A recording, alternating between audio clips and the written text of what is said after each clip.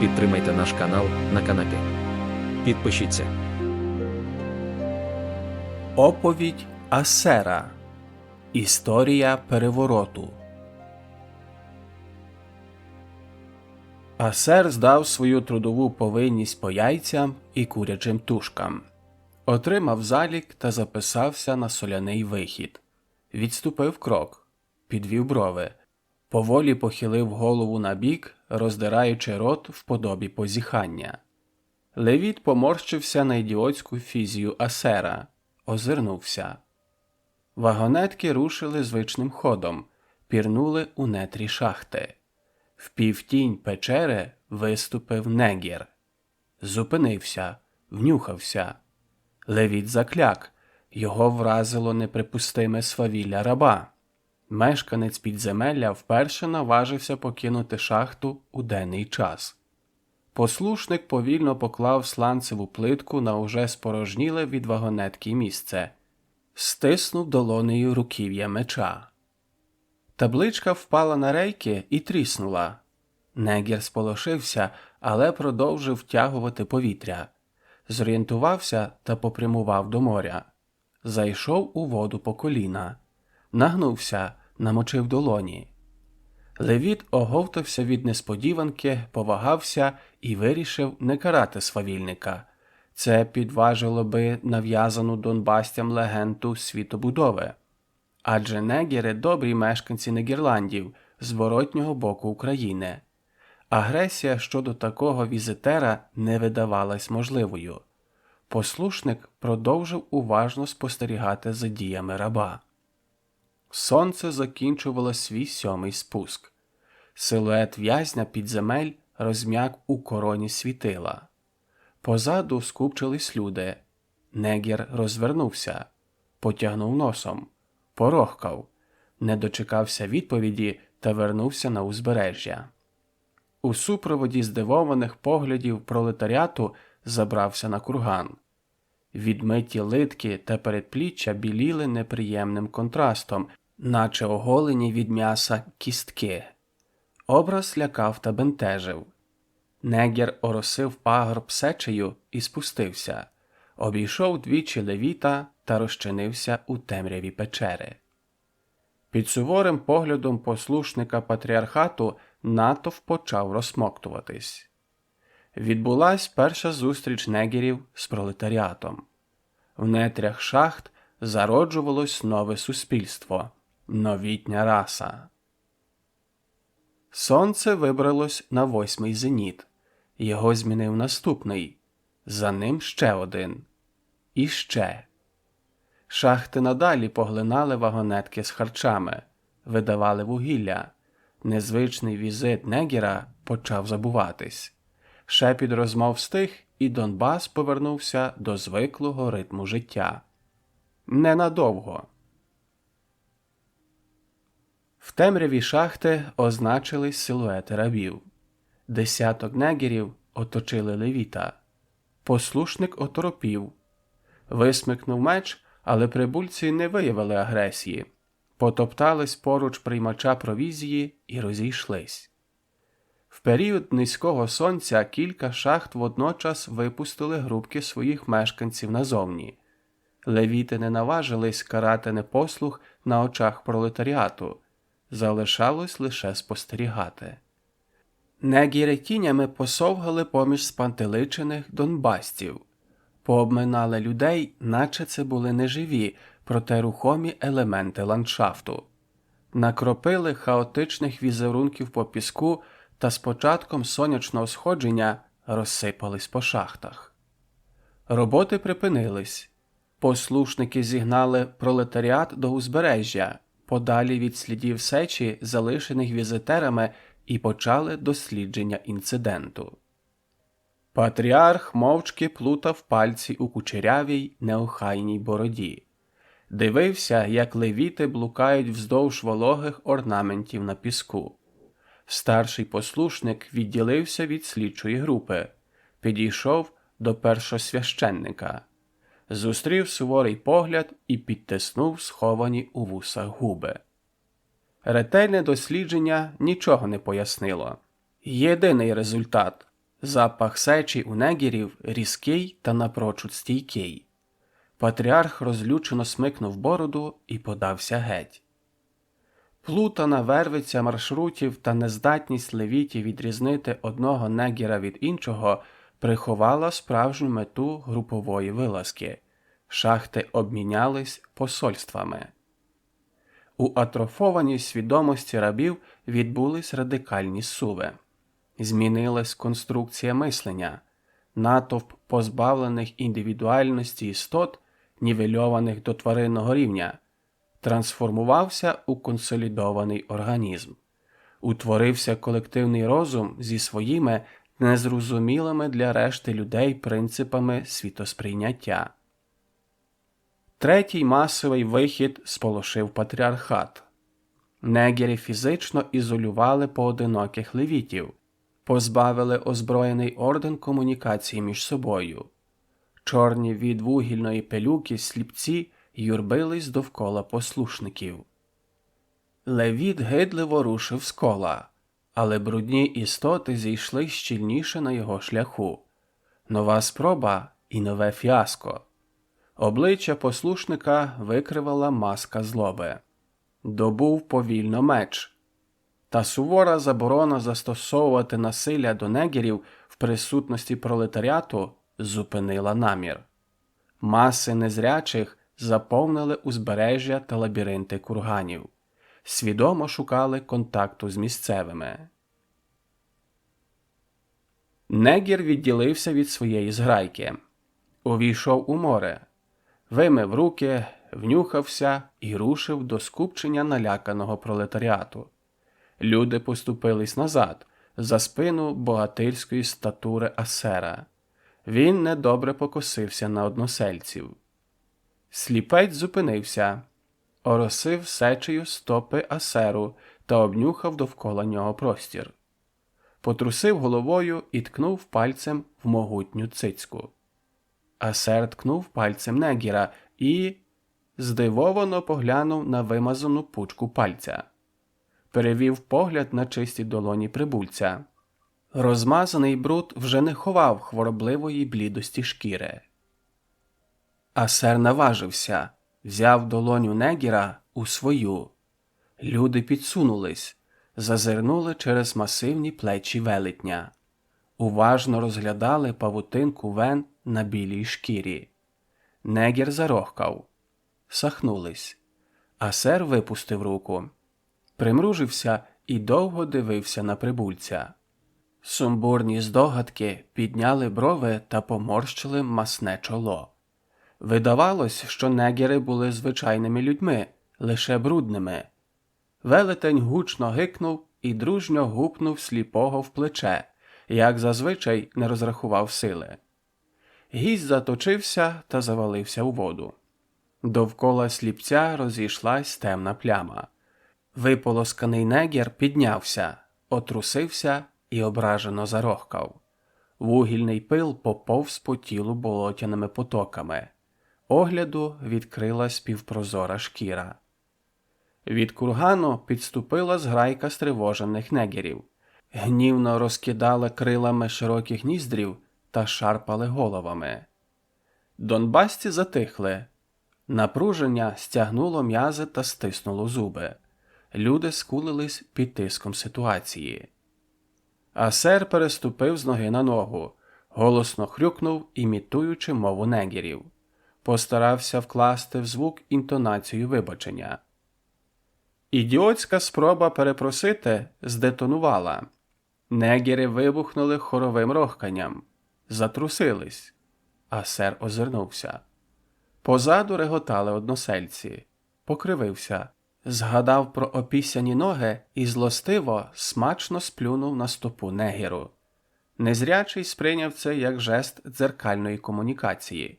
Зробив відповідну спробу від себе. Намацав плече асера і з розмаху гепнув. Кволий удар викликав новий сплеск сміху, а разом із ним гоготливе рохкання. Асер гмикнув. Криво похрюкав, передражнюючи оточуючих, та роззирнувся. Довкола малі групи негерів та пролетаріїв входили в контакт між собою. Глянув на кургани. З високих трибун за масовими безчинствами тривожно спостерігали патріархи. Тіні вкоротились, сонце набрало висоту. Незрячі випустили із тісних кіл левітів і повернулись у лоно Негерландів. Раби відновили роботу. Ожили вагонетки та розсипали по простору металевий брязкіт. Патріарх відкинув ідею каральної операції у нетрях шахт. Прихований від пролетаріату акт насильства ніс у собі надто суттєві загрози. Ймовірну загибель левітів у темних, незвіданих лабіринтах підземель. А головне – неможливість твердо передбачити наслідки. Акція могла упокорити, а могла спровокувати загальний бунт. Натомість патріархи обмежились репресіями щодо донбасців, котрі активно взаємодіяли із свавільними негерами. Звичний ритм життя не ввів в оману Асера. Односельці зникали, і він не сподівався уникнути кари за ненароком скоєний злочин – знайомство із мешканцем спідніх земель. Робота не чіпалася рук. Велетень вкотре озирнувся. 4 постаті в рясах не здивували. Левіти наближались з очевидним наміром арештувати. Відчув, як по долоні розтікається волога густина. Глянув на руку. Крізь стиснуті пальців визирала шкаралупа яєць, з кулака звисали соплі білка. Асер не змусив себе чекати. Почав поволі підіймати на ноги важке тіло. Удар Набату зупинив майбутній конвой. Левіти розвернулись. Із темних пройм шахт виринули потоки негерів. Почався масовий вихід рабів. Погляди послушників звернулись до трибун. На вершинах темніли постаті першосвященників. Патріархи монументально спостерігали за лавами чорних від вугілля істот. Усвідомлення повної втрати контролю вело в ступор. Замить заціпеніння відійшло, і панічний страх спонукав до радикальних рішень. Ритм Набату змінився. Дзвони більше не оголошували тривогу. Вони наказували оголити зброю і карати свавілля. Левіти вихопили хрести мечів, зирнули на велетня. Погляди не вселяли надії, Асер отримав відстрочку. Послушники ринулись до порушників порядку. Пролетарії покинули роботу, згромадились вздовж узбережжя, не наважувались підступити до териконів. У хаотичні потоки негерів вірвались шереги левітів. Павзи між ударами дзвонів заповнив пронизливий вереск сліпців. Левіти сікли непокірних. Вістря лез блищали в променях низького сонця, залишали в просторі сліди яскравих дух після замахів. Кров змішалась із вугільним брудом. Густа суміш налипала на широкі ряси. Послушники переступали через понівечені трупи і заганяли негерів назад у рабські стійла. Луна відчайдушних криків та рохкань заметушилась у тунелях шахт. Панічна сутолока поступово затихла в нетрях підземель. Розправа закінчилась. Тиша зависла над барикадами тіл. Левіти німо дивились на результат придушеної непокори. Тонули стопами в мокрому від крові піску. Налякане сонце зависло у найнижчій точці, так і не сягнувши горизонту. Забарвилось у криваві відтінки. Час загус над Донбасом. Розчищені від мерців входи до шахт мовчали. Пісок все ще зберігав темну пам'ять побоїща. Кров глибоко просочилась, і плями не бажали розпорошуватись. Вагонетки не ворушились. Звичний брязкіт не бентежив спокій. Новий зеніт не приніс змін.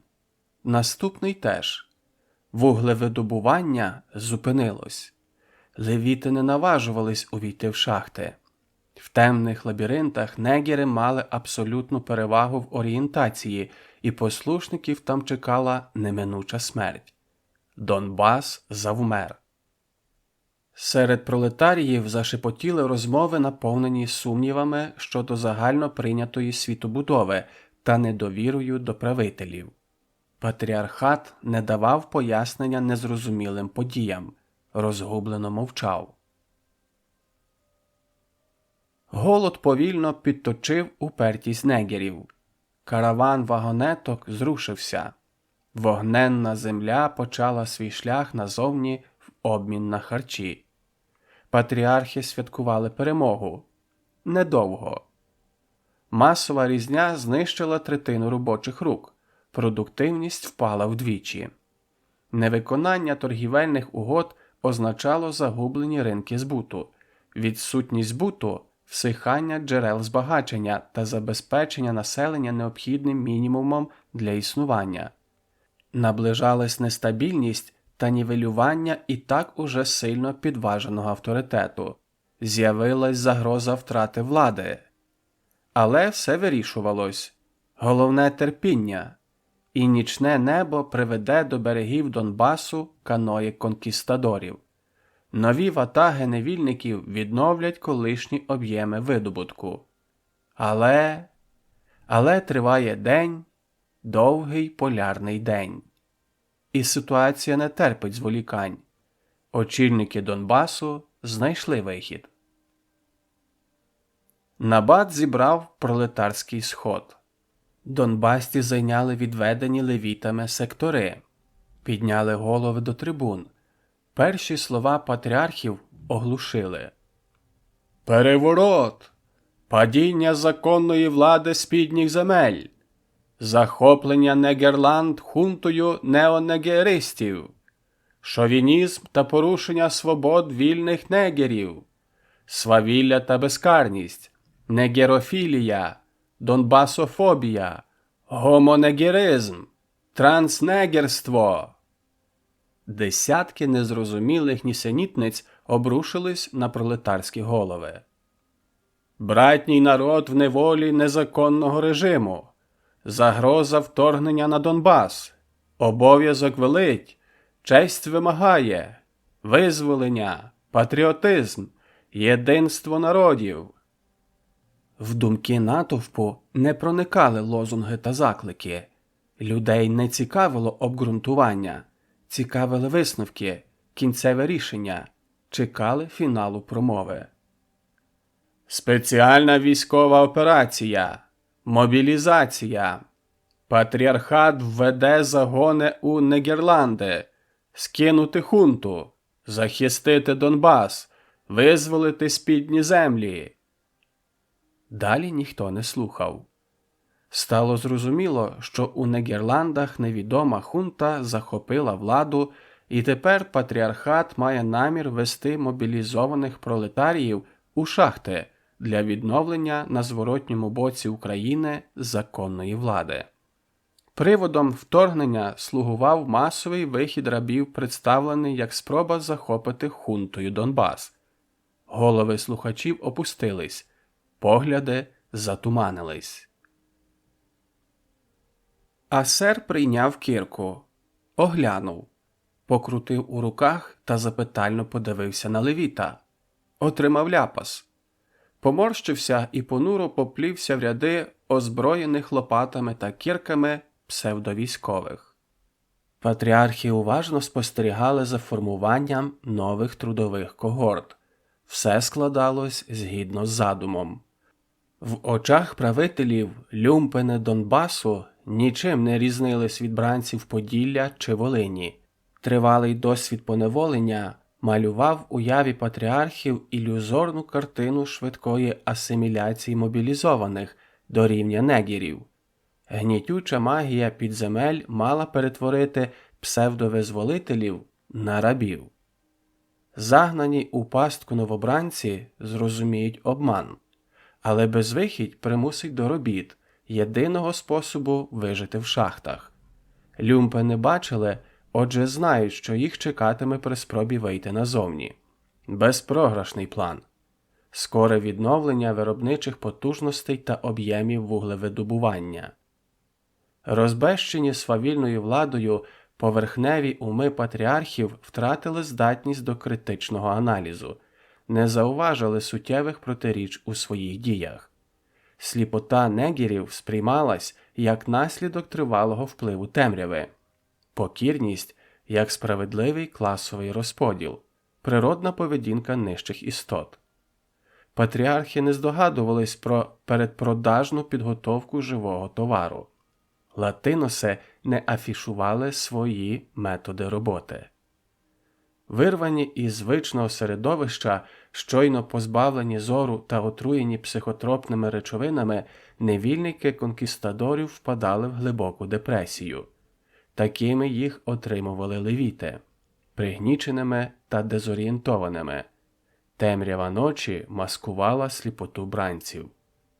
В глибинах шахт знедолених чекало страждання і співчуття. Негери приймали понівечених як собі подібних, огортали турботою та доглядом. Потрошку, крихта за крихтою, відбувалась адаптація. Психіка трансформувалась до нових реалій життя, і люди приймали свою долю. Асимілювались в рабську спільноту підземелля. Такі складні метаморфози не вкладались у пласку недалекоглядність правителів Донбасу. Все рисувалось просто. Геніально просто. Патріарх дав сигнал. Загони рушили до шахт. В темінь неволі вступили мобілізовані, невідірвані від дійсності бранці, непозбавлені надії невільники. Туди увійшли залякані, але свідомі люди. Ті, хто знав, що існує інший світ, інакший вимір. Серед задухи та пилу вони не знайшли негерів. Стадо нікчемних тварин виродилось. Мобілізованих зустріла єдино мисляча громада мурашів. Асер вкотре оступився і боляче гупнувся плечем об виступ. Помотав головою, намагався струсити липкий пил. Брудні ріки поту пробігали по складкам тіла, зривались крапельними водоспадами. Неповороткий велетень відстав та загубив свій загін. Довго блукав. Запаморочилось в голові. Асер осів. Пітьма зашаруділа. Відчув чуже уривчасте дихання на обличчі. Чутливі ніздрі, невидимки, вловили легке повіювання від кліпання повік. Мураш переконався, що Асер зрячий, і гукнув у темряву. По тунелю побігла луна рохкання. Відповіддю відбився цілий хор гортанного мечання. Пошукова експедиція закінчилась. Асера поштовхами повели по коридорах шахт. Виснажливі блукання винагородив яскравий промінь в кінці тунелю. Сяюче око виходу підморгувало, заманювало. Прохід ритмічно закривали силуети мурашів, що покидали шахту. Асер тяжко видихнув та посунув на світло. Вибрався назовні. Знеможено гепнувся при вході. Його появу оголосив короткий рик вартового мураша. Всі мобілізовані, виведені. Асер втамував задишку. Роззирнувся. Тунель вивів далеко за межі поселення. Горбатий ландшафт надійно ховав таємний вихід серед курганів. Пагорби рясніли хімічними слідами мурашів. По схилах розсілись мобілізовані. Озброєні кірками колишні негери займали вартові позиції. Господарі підземель напружено внюхувались. В центрі сидів сліпець, не вкритий вугільним пилом. Сухі, спечені губи переминали кінчик язика. Старечі плями потворили хворобливу шкіру. Поліщук підняв руку, торкнувся шраму на лівій щоці і несподівано жваво випалив. Молодий, гарячий голос вирвався крізь розтріскані уста. Контраст спантеличив Асера. Високий, Майже дитячий тенор виказав у старці скаліченого дерматитом юнака. Невдовзі космос поглине сонце. На піщані землі Донбасу зійде ніч. Прибудуть работорговці. Сліпець замовк, подолав гнів і почав повільно втискати тверді слова у простір. До їхньої появи не бентежте патріархат незвичними діями. Трудіться та давайте вогненної землі стільки, скільки ви в змозі. Дослухайтесь до настанов мурашів. Обвів рукою коло. Звернення стосувалось новоприбулих зрячих донбасців. Мобілізовані нерішуче перезирнулись і закивали. Асер пропустив вступну промову очільника мурашів, де була розвіяна наївна легенда про Негерланди та окреслений реальний стан речей. Тому велетень не надто розумів, за що йде мова, і розгублено кліпав. «Конкістадори привезуть нових поневолених!» Слова Поліщука зачепились за внутрішні струни болю і зірвали нотки фальцету. «Ми приймемо бранців згідно традиції. Левіте! Левіти винесуть зброю в оплату латинусам. І тоді ми...» Асер вглядався в темінь, вслухався в ніч. Десь за пагорбами сплескували хвилі. Каної латинусів все ще гойдались поруч узбережжя. Ніздрі мураша затріпотіли. Сліпець вловив сигнал. Прийом бранців закінчився. Дав знак Асеру. Велетень внутрішньо напружився. Зашаруділи кроки. Повз засідку пройшли левіти. Зникли в таємних ходах териконів. Ніч затихла. Очікування гнітило. Німіли кінцівки. Крапелька поту зістрибнула з брови Асера. Мураші покривились. Чітко окреслений світ нічних запахів спотворювали завади від потовиділення велетня.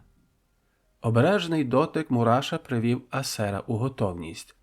Велетень підвівся на рачки і лише тоді почув шум волоку важких міхів. Левіти тягнули тюки з мачете. Вичекав слушну мить та кинув свою тушу вниз по схилу.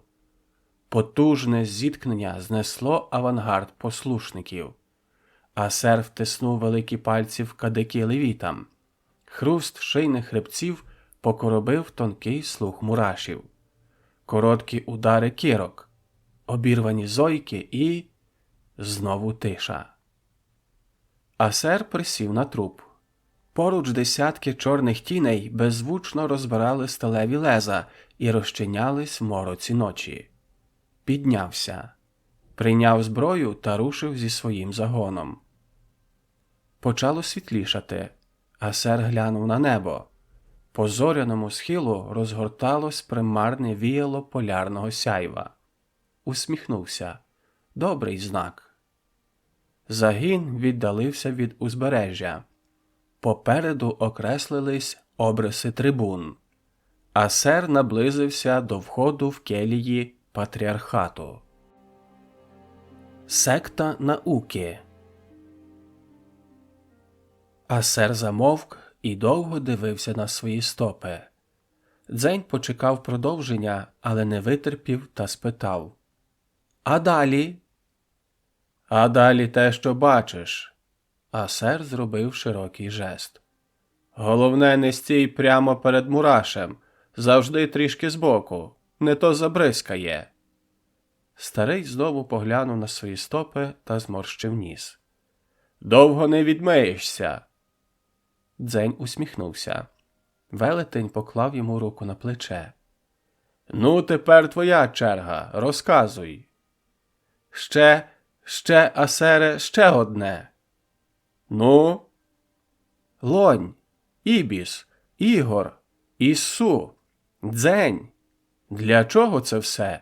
Ця зміна імен? Я не розумію». Асер покоперсався великим пальцем у глибокому пупку. «Ми зустріли твого батька на соляних плантаціях з немовлям на руках. кивнув на Дзеня. Тобою. Представився Ігорем. Спитали звідки? З Криму. Значить, Лонь? Сказав краще Ібіс. Шайтан Ібіс. Посміялись. Воно так і прилипло. Ібіс. Мене? Як він мене назвав? Ісу. Відповідь остаточно підтвердила здогадку юнака. Богиня Алла народила від Ібіса хлопчика, а не дівчинку. Тобто його самого, Дзеня Ісу. Парубок задумався. Можливо, саме це і спонукало батька до втечі із матріархального острова з немовлям на руках. Але чому арійки не захистили свого нащадка? Юнак відклав роздуми на потім та спитав: «Звідки взявся Дзень?» Асер зітхнув та поглянув в бік дороги до соляних плантацій. «Там за пагорбами», – неоднозначно махнув рукою, – «є дорога на Слобожанщину. Там розташована станція секти науковців. Це вотчина твого батька. Ігор не планував залишатись на Донбасі. Чекав, доки ти виростеш і зможеш подолати довгий шлях додому». Старий примружився, відновлював давні події у непевній пам'яті. «Коли ти сягнув віку 5 чи 6 днів, Ігор почав брати тебе на соляні виходи. Ти добре переносив переходи, і він вирішив, що вам вдасться добратись до секти. Наступного світанку, ще досвіта, так, щоб я міг повернутись до пробудження решти односельців, ми вийшли на дорогу. Зайшли за пагорб і... Ігор чогось злякався. Ми повернулись». «Злякався?» «Угу. Сильно.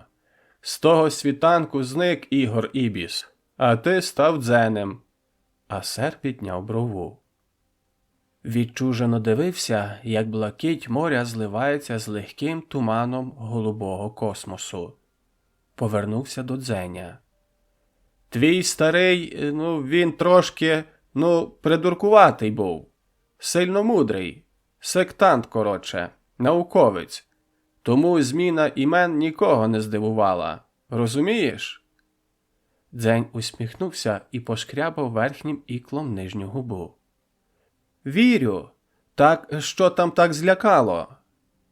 Старий підняв плечі, і складки жиру підперли вуха. «Хто його знає? Сутінки, берег пустий, в космосі зграйка гусей гризла трупи». «Гуси? Трупи?» «Гуси, трупи», – передражнив Асер. «До узбережжя часто прибиває тіла. Космос замкнений». «То я вже в курсі». «Я чого їх запам'ятав, мерців? Їх там з 10 було. І всі такі білобрисі, як ти. Таких по одному не часто зустрінеш, а тут таким скопом...» «А точно мерці? Може, вони спали в дрейфі?» Асер покосився. Спробував засунути вказівний палець в ніздрю. Не вмістився. Замінив на мізинець. «У космосі, Дзеню? Ти пробував там плавати? Там за дня на солях ноги відмерзають. Сплячка? Вночі? Хто там виживе? То тобі не тепле прісне море». Дзень ствердно кивнув. «Значить, справді трупи. Купка білобрисих трупів. Сильно їх гуси об'їли?» «А?» Асер не зрозумів питання. «Ага, ні. Так, покусали і кинули. Видно, задубіли». «Задубіли». Юнак усміхнувся. Він був абсолютно переконаний, що насправді це цілком живі арії причаїлись і чекали. Шукали контакт із Дзенем, або вже тоді знайшли. Батько впізнав їх і тому повернувся. Отже, Лонь Ібіс остерігався біловолосого племені не менше, ніж фанатичних муслімок. Ось чому він не наважився залишити Донбас навіть тоді, коли Дзень випадково розкрив таємницю рабської праці у шахтах, і їм загрожувала неминуча кара від патріархату. Парубок примружився. Випадково?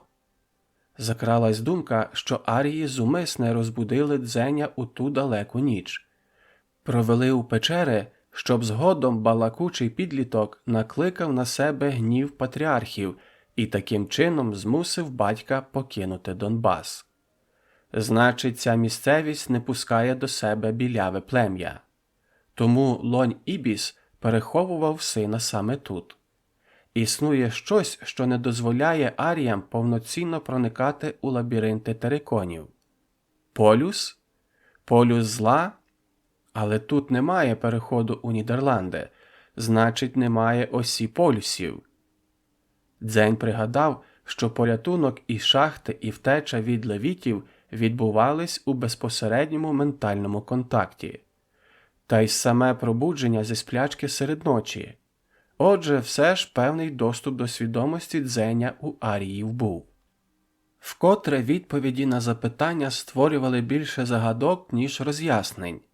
Зрозуміло було лише те, що Лонь Ібіс знав дорогу у спідні землі, і світловолосе плем'я сподівалось віднайти її за посередництвом Дзеня. Юнак поглянув на Асера. Старий невдоволено морщився. Дочекався, доки парубок вийде із задуми, та обурено буркнув: «Ти можеш не повторювати за мною останні слова?»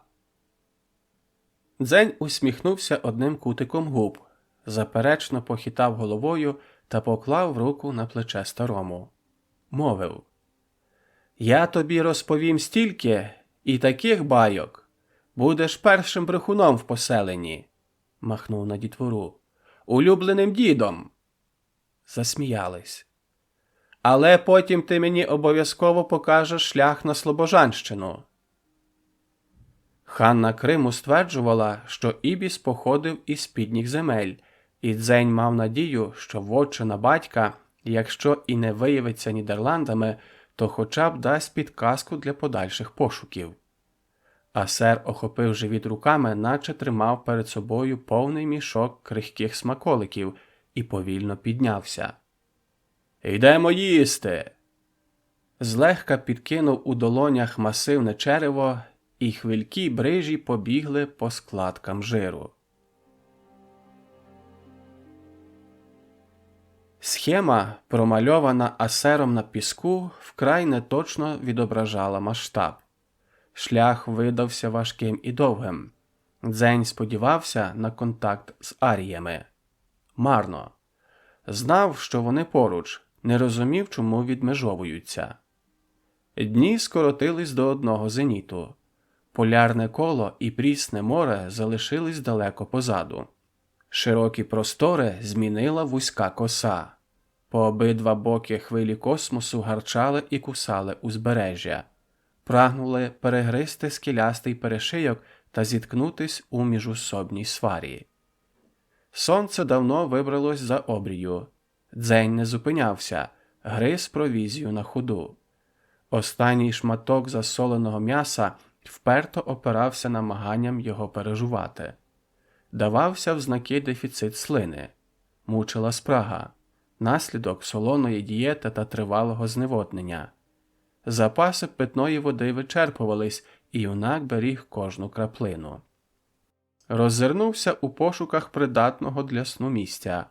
Волів іти холодними ночами, а теплими днями відсипатись. Ландшафт не тішив.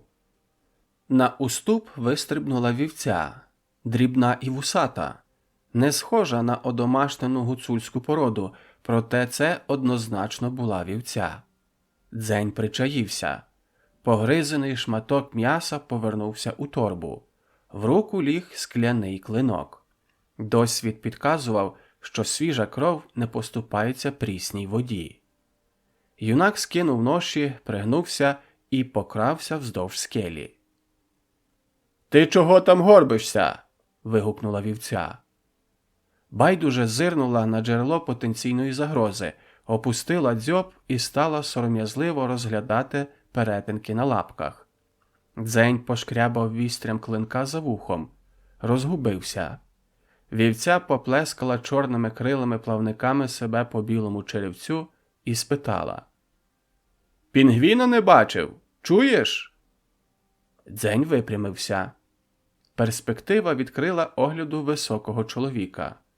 Незнайомець поправив шлейки комбінезона і припідняв дашок картуза. Клинок знову повис на шиї Дзеня. Юнак зрозумів, що слова належали не тварині, а на той момент невидимому незнайомцю. Зібрав торби та мовчки пішов назустріч. Наблизився до подорожнього і питально ткнув пальцем у вівцю. «Пін-гві-на?» Чоловік гмикнув. Потім чомусь розпачливо зітхнув. Приклав великий палець до лівої ніздрі та гучно вишмаркався. Втер руку до стегна і після паузи уточнив. «Ти гуцул?» Дзень зробив невизначений жест. Не міг ні заперечити, ні підтвердити приналежність до даного етносу. «Зрозуміло, що нічого нам не зрозуміло. Захар Остапович!» Чоловік стягнув рукавицю та простягнув долоню для рукостискання. Усміхнувся на нерішучість Дзеня, поманив пальцями його руку, потиснув її і спитав. «Як звати?» «Дзень».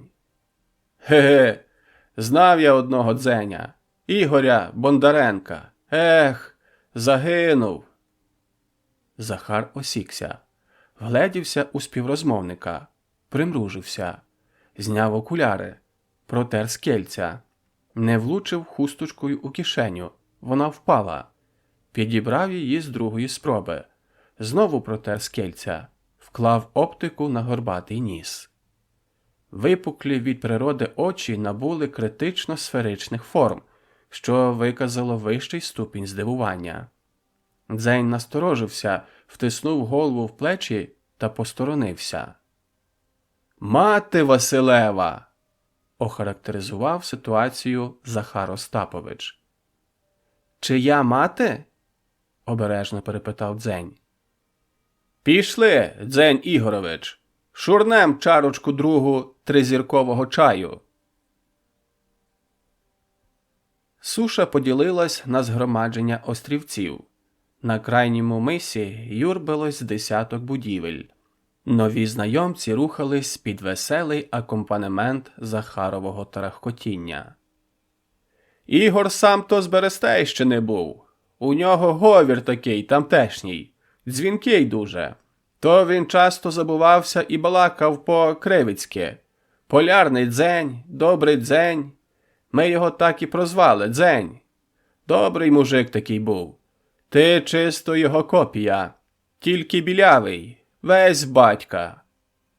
Дзень з повагою помітив, як сивобородий Захар вправно долає скелясті уступи та западини. Подумав, що посічене вітром обличчя вводить в оману щодо реального віку. «Потім його ті ошпарені німфоманки викрали, з Криму. Там і згинув», – продовжував науковець. «Не там», – поправив Дзень, і Захар кивнув у знак того, що сину краще знати. Пройшли серед споруд. На дахах повільно крутились кострубаті антени. Всмоктували невидимі радіохвилі космосу. Захар провів гостя в будиночок. «Це наш кубрик, кухня і столова. Бар і дискотека», – додала маківка видовженої голови, що визирала за обкладинки розкритої книги. Чоловік лежав на верхній полиці двоярусного ліжка, закрив часопис, кинув обабіч та сів, звісивши ноги. «Гордій Семенович, керівник експедиції, так сказати наставник і отець-вседержитель Антарктичної станції академік Вернадський», – представив Захар. Дзень не зрозумів жарту і шанобливо вклонився. «Слухай, Захар, так то…» – почав та осікся отець-вседержитель. «Дзень Ігорович Бондаренко!» – вигукнув Остапович. «Я там пораюсь на периметрі з магнітами, а тут… О! Ну, йду чашку коньяку заварю і келишки під чай дістану». «Завари, завари, коньяку!» Гордій зліз з ложа. намацав дірявими шкарпетками тапки. «Так ти сідай, Дзеню Ігоровичу!» – звернувся до гостя очільник. «Скидай торби! Скидай, сідай! Ех, ну ж! А батя що? Як? Де?» Дзень підпорядкувався. Скинув ноші, всівся на хитку табуретку. «Батько загинув!» «А, вибач, вибач!» Гордій підтиснув губи. «Ті курви, тобто...» «Ні, там він добре жив, доки я не народився». Повернувся Захар, і кубрик наповнився людьми. Науковці розсипались по двоярусних ліжках, попередньо потиснувши руку та плеснувши по плечу сина свого колишнього колеги. Очі Дзеня застрибали з одного обличчя на інше. Широкі усмішки сліпили щирою радістю. Лиця перетинали зморшки суворого побуту, серед котрих плутались натяки на доброзичливий норов та незлий гумор працівників антарктичної станції. «Так що там добре прийняли, кажеш, твого старого?» Продовжив допитуватись Гордій. Захар всунув келишок коньяку і чашку чаю в руки Дзеня. «Не насідай так!» – покривився на керівника. Проте Дзень вже адаптувався. Понюхав напій і вирішив спершу випити паланку. Запив чаєм та відклав пустий посуд на стіл. Тара миттєво заповнилась знову. Гість пояснив. «Батько в Криму жив добре. Фаворит Ханни. Перший коханець». Науковці схвально загули та заплескали в долоні. Дзень розвернувся і спитав. «Це місце, це спідні землі? Нідерланди?» Сум пробіг по обличчях. «Ну, так жартома!» Захар шморгнув носом і невесело покривився. «Називали укриття під час атомної війни. Це був один з таких об'єктів. Сюди вивезли значну частину українців. Так, що наче так, Нідерланди, спідні землі». «Ага!» Дзень почухав пучками пальців підборіддя. «А потім, після війни, катаклізм? Потоп?» «Ядерна зима, тектонічні суви, глобальне потепління і, як наслідок, тотальний потоп», – підтвердив Гордій. «Гори стали морським дном, і на поверхні планети залишились лише Антарктида. Решту суші вкрила вода». «Угу. Так ти син Ханни?» – гукнув хтось з верхнього ярусу. Дзень пошукав поглядом того, хто спитав, але заблукав у юрбі усмішок. Відповів. «Ні, я син Арійки». Усмішки зникли. Науковці завовтузились, потупились. Дзень не міг зловити жодного погляду. Гордій пристав і знову сів. То ти про гомоменталес?» Дзень поморщився. Не одразу зрозумів, за кого йде мова. «І ти?» Захар тикнув пальцем собі в чоло, потім в стелю. Повторив жест тричі. Натякав на ментальний зв'язок між аріями. «Зараз ні!» Дзень спорожнив чашку чаю. «Зараз я Дзень, син Ігоря, окремий індивід, зі своїми переконаннями і поглядами». Покрутив посуд в пальцях та черговий раз оглянув присутніх. «Звісно, доки у вас увімкнені магнітні поля на території». «А якщо вимкнути?» – обережно поцікавився Захар. «То мене поглине спільна свідомість, якщо арії так вирішать, і я почну діяти в інтересах колонії, але я у великій мірі зберігаю власну свободу волі». Науковці водночас змінили пози. Перезирнулись. Почав і закінчив Гордій.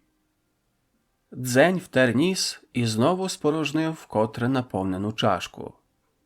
«Магнітні поля несуть пряму загрозу популяції, А ви їх генеруєте. Поставив посуд на стіл. Для чого? Ви остерігаєтесь аріїв? Ви ховаєте від них перехід на зворотній бік України? Навіщо? Науковці знову завовтузились. Ніхто не наважився ні пожартувати, ні дати серйозне пояснення. Дзень повів далі. «Я не думаю, що ви...» Пригадав Едем, помовчав і продовжив. «Маєте недобрі наміри. Тобто, неважливо». Відмахнувся рукою від думки, наче від мухи при очах. Хтось голосно випустив повітря крізь трубочку губ. Осікся під косими поглядами. Дзень продовжив. «Мені потрібні відповіді, пояснення. Пояснення того, що мені досі не зрозуміло». Пробіг поглядом по науковцях. «Але ви маєте розуміти, все, що буду знати я, будемо знати ми, тобто арії. Ми не несемо вам загрози. Ми шукаємо дорогу додому». Гордій уважно подивився в скельця Захарових окулярів. Остапович потер сиву щетину, піднявся і затараторив. «Ну годі, годі! Дзень втомився. Зараз не на часі. Дивіться, валиться з ніг. Ти ж, напевне, ночами йшов». Дзень кивнув. «Ну то ляж, спочинь. Зараз тобі сніданок організуємо, а ти відпочивай, лягай». Оглянув кубрик у пошуку доступного ліжка. «Та я з Васьком Валетом ляжу», – запропонував хтось. «Та ні, в мене вахта. Давай Дзеня Ігоровича сюди», – гукнув інший голос. Почалась суперечка ввічливості. Захар зняв окуляри, поставив у нагрудну кишеню комбінезону та занадився виштовхувати співробітників геть. Піддослідний. Дзень розплющив очі. Не знайшов у пітьмі зірок. Почекав, і темний простір поступово кристалізувався в предмети. Сів. Матрац незвично захрустів. Довкола оркестр сплячих науковців давав феєричний концерт храпу. Ментальний, одинокий поклик поманив Дзеня.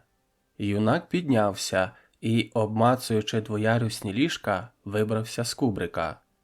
Чужа думка повела по незнайомим коридорам. На підлозі блякло тріпотіли світлячки люмінесцентних ліхтариків, позначували повороти. Дзень присів, торкнувся одного і не відчув тепла. Здивувався та рушив далі. Ментальний зв'язок привів до цільнометалевих дверей. Кінчики нігтів ковзнули по гладкій сталі, наштовхнулись на холодну клямку. Дзень натиснув на неї. Масивна перешкода несподівано легко та тихо прочинилась, впустила у невелике приміщення. І жовтуватої смуги по периметру стелі на кімнату м'яко опускалось розсіяне світло. Крізь невелике вікно над столом зазирала ніч.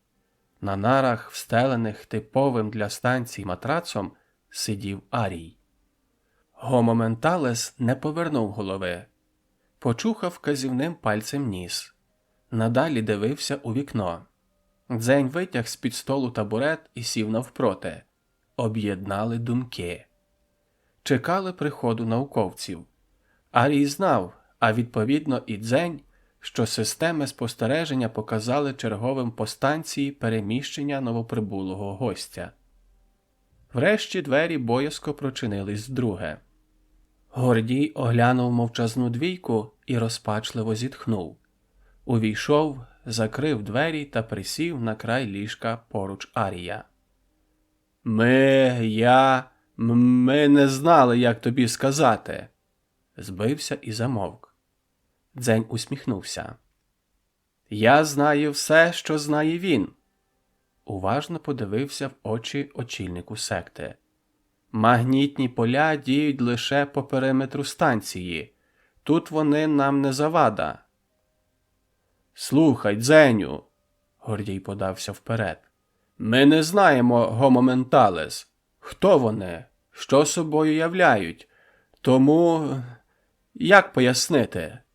Довкола існують агресивні етноси – латиноси, гуцули, ті німфоманки з Криму.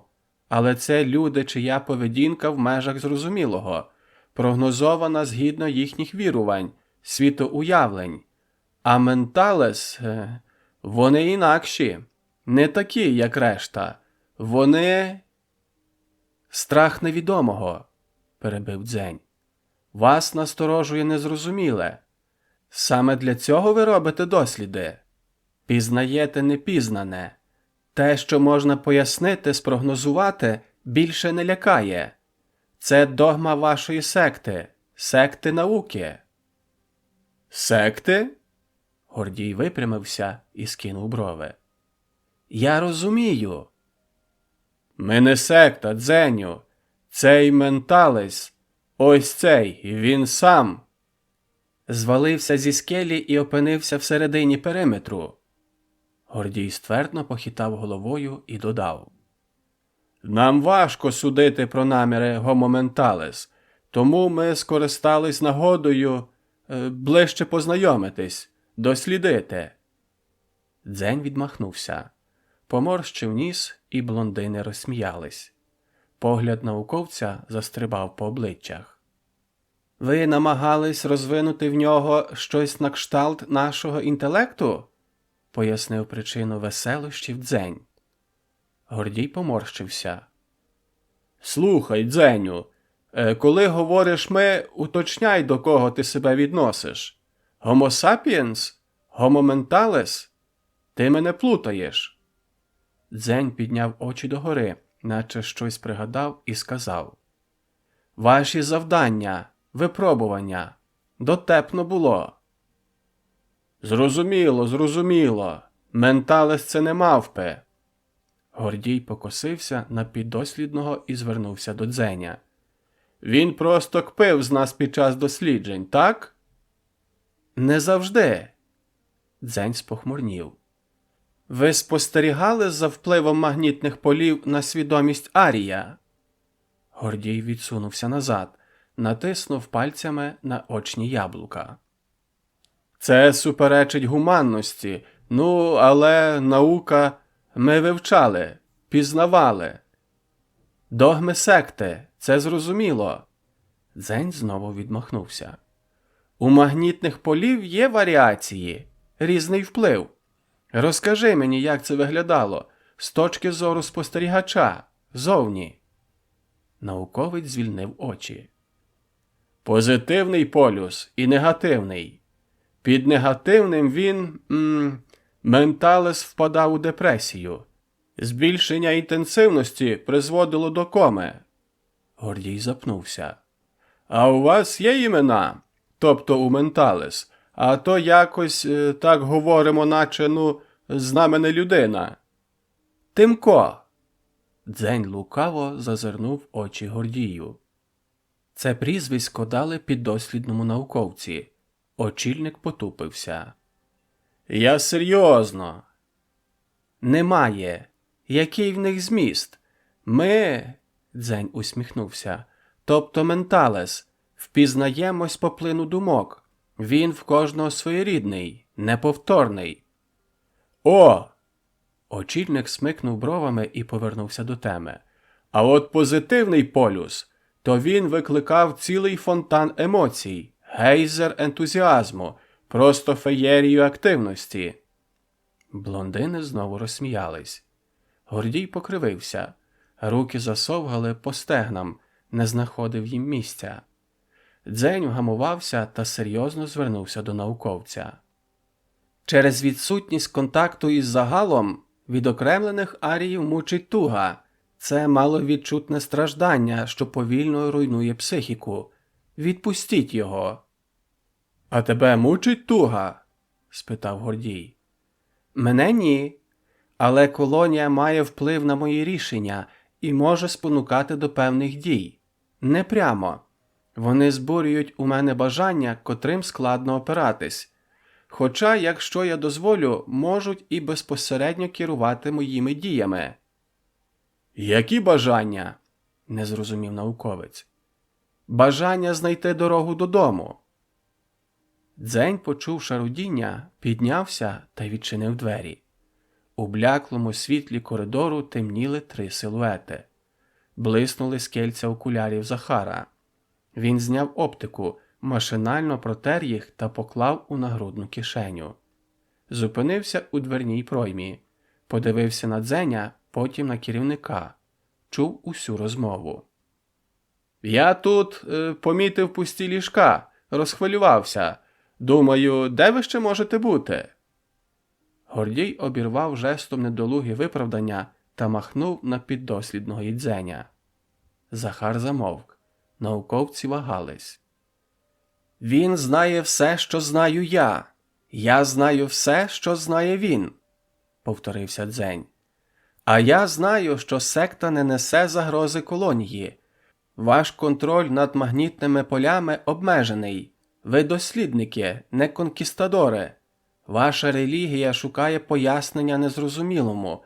Науковці не підвладні абсурдним божественним авторитетам. Мета секти наповнена дивним, але цікавим сенсом. Ви прагнете всеосяжного знання, не влади, лише знання. Я знаю це тому, що це знав мій батько». Гордій похитнувся з боку в бік. Зупинився, глянув на Захара. Той зітхнув та поступився від проходу. Увійшло 2 молодших наукових співробітника. «Аркадій! Мар'ян!» – представив прибулих очільник. «Це група, котра контактувала, так би мовити, з піддослідним, гомоменталес, Тимком». Блондини усміхнулись водночас. Дзень злегка похилив голову в знак вітання. Помовчали. Врешті Дзень попросив. «Розкажіть мені про світобудову. Чому усі шляхи ведуть в Україну? Як земні води космосу пов'язані із небесними водами космосу?» Захар вийняв окуляри, витягнув руку і роздивився крізь оптику Дзеня. Поморщив чоло, втер скельця та вчепив їх на ніс. Спитав. «А чим тобі не до вподоби теорія бульбашки у безмежних водах космосу?» Голос науковця дражнив легкою іронією. Дзень серйозно відповів. «Занадто багато недоречностей». Мар'ян оперся на стіну. Аркадій перетнув кімнату та присів на краєчок столу. Захар почухав сиву щетину бороди і почав пояснення. «Океан і небо ніяк не пов'язані. Тобто пов'язані, але не так, як ти собі уявляєш. Космос – це є простір, безмежний простір, порожнеча.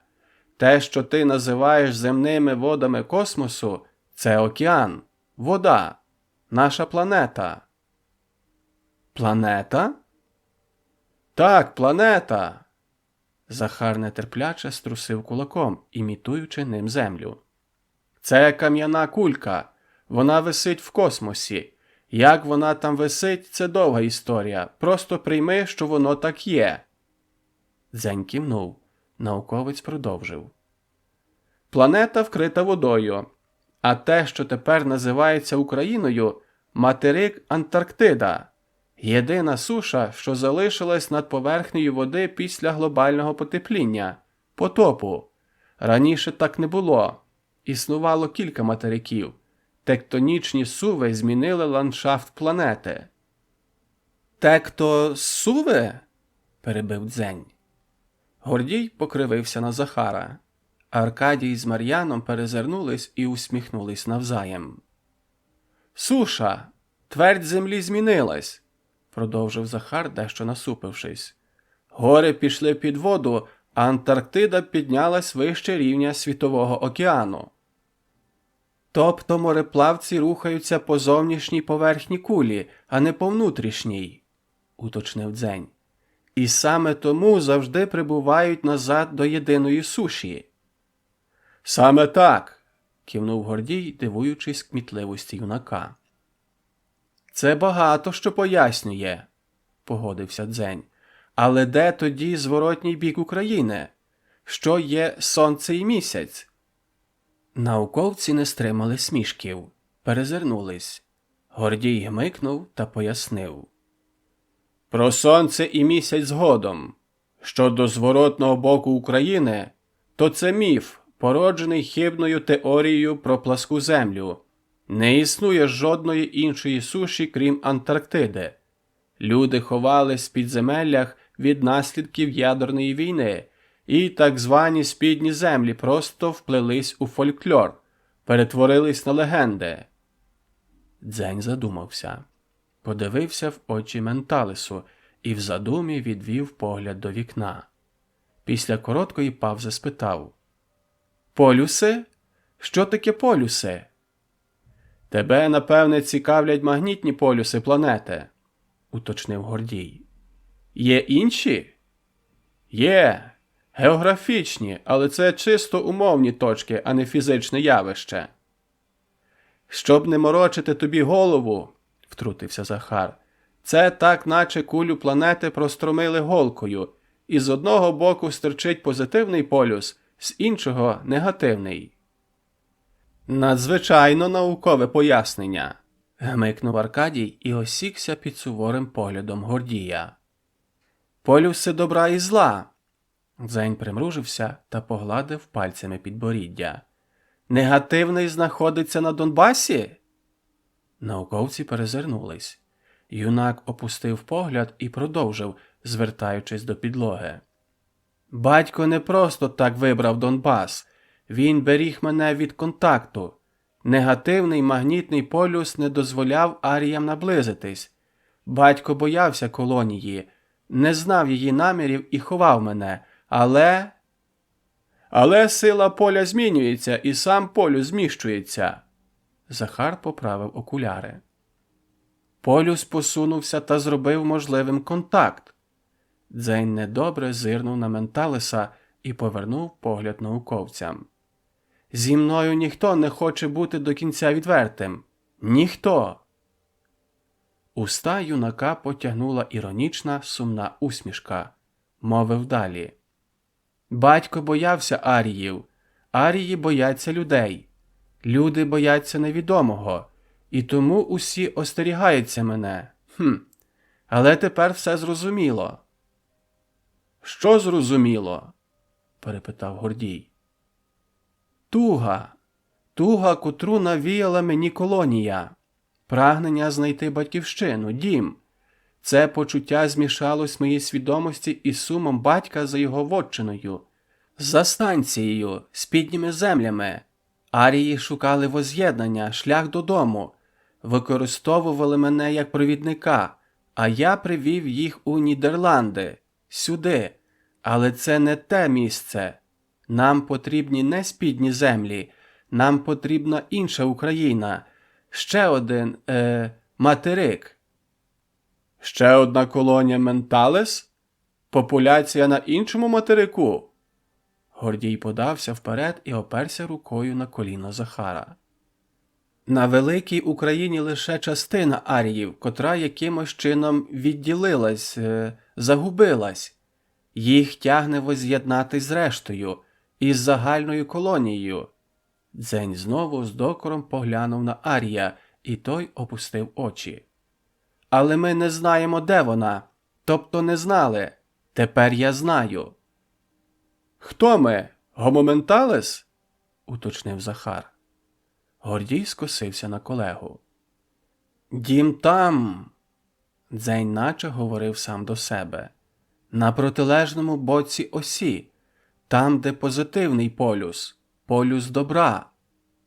Подивився на Гордія. «Ви знаєте туди шлях?»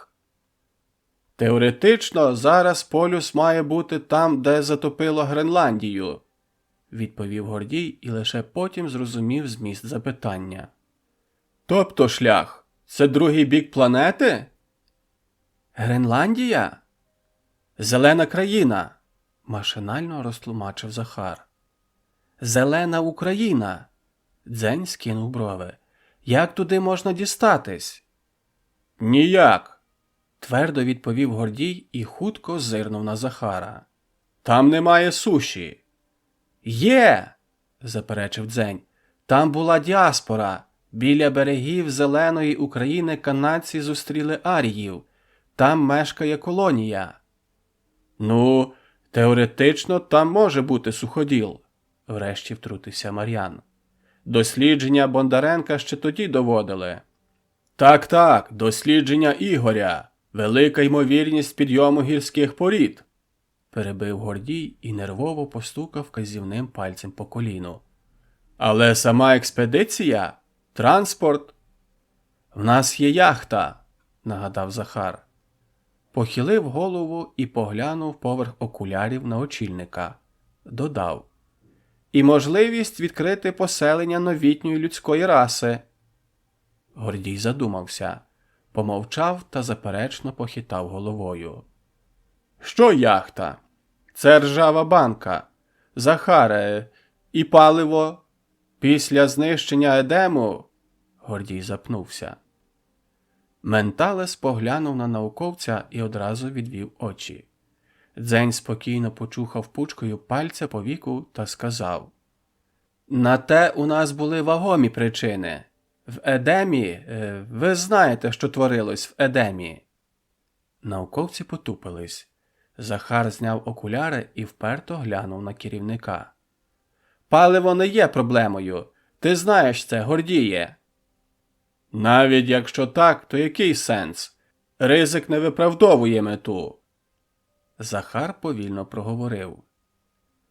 Принципово нова популяція людства. Осередок її існування. Гордіє, якої ще тобі потрібно мети?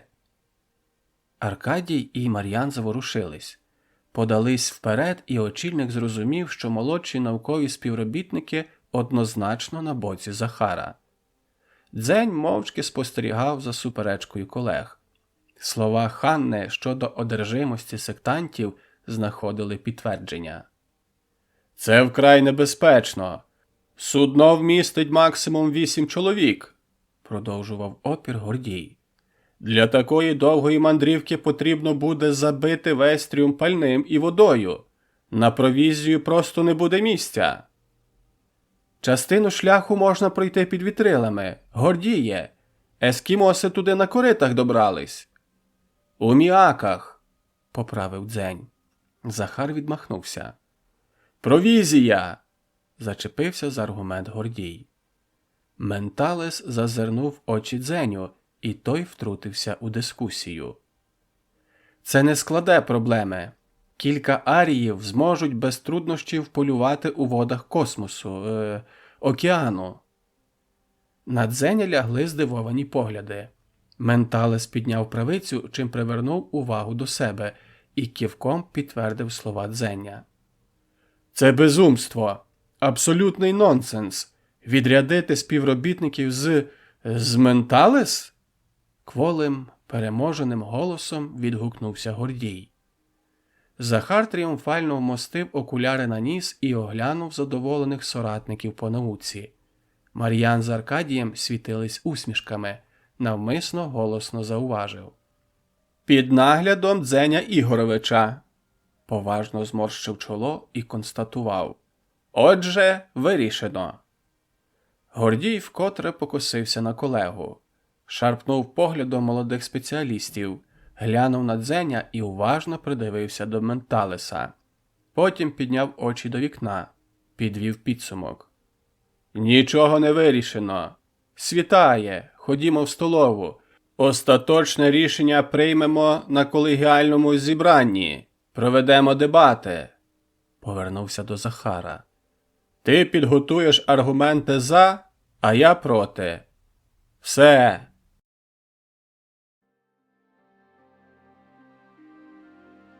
Зелена Україна. Мокре біле волосся водоростями обліпило голови Менталес. Арії пірнули між хвиль. Малим косяком рушили до яхти. Аркадій відштовхнувся від борту і дав сигнал Мар'яну. Науковці скинули трап, допомогли мовчазним рибалкам вибратись.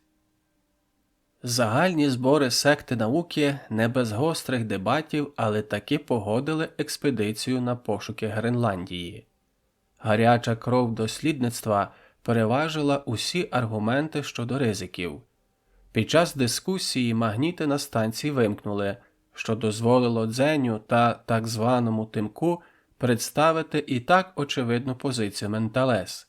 З сектантами чи без них арії шукатимуть шлях до берегів Зеленої України. У підсумку група із 3 науковців, Дзеня і 4 Менталес вирушила у непевну подорож. Масивна туша риби молот гупнулась на палубу. Аркадій боязко тицнув ногою у лов. Мертва. Здригнувся. Поглянув на мокру четвірку. Арії всілись вздовж борту. Втратили інтерес до подальшої долі риби. Приготування добутої їжі відносилось до обов'язків науковців. Сумні обличчя Менталес скерувались до високого сонця. Холод не надто бентежив атлетичні тіла. Дрібні й нервозні рухи свідчили про затяжну депресію.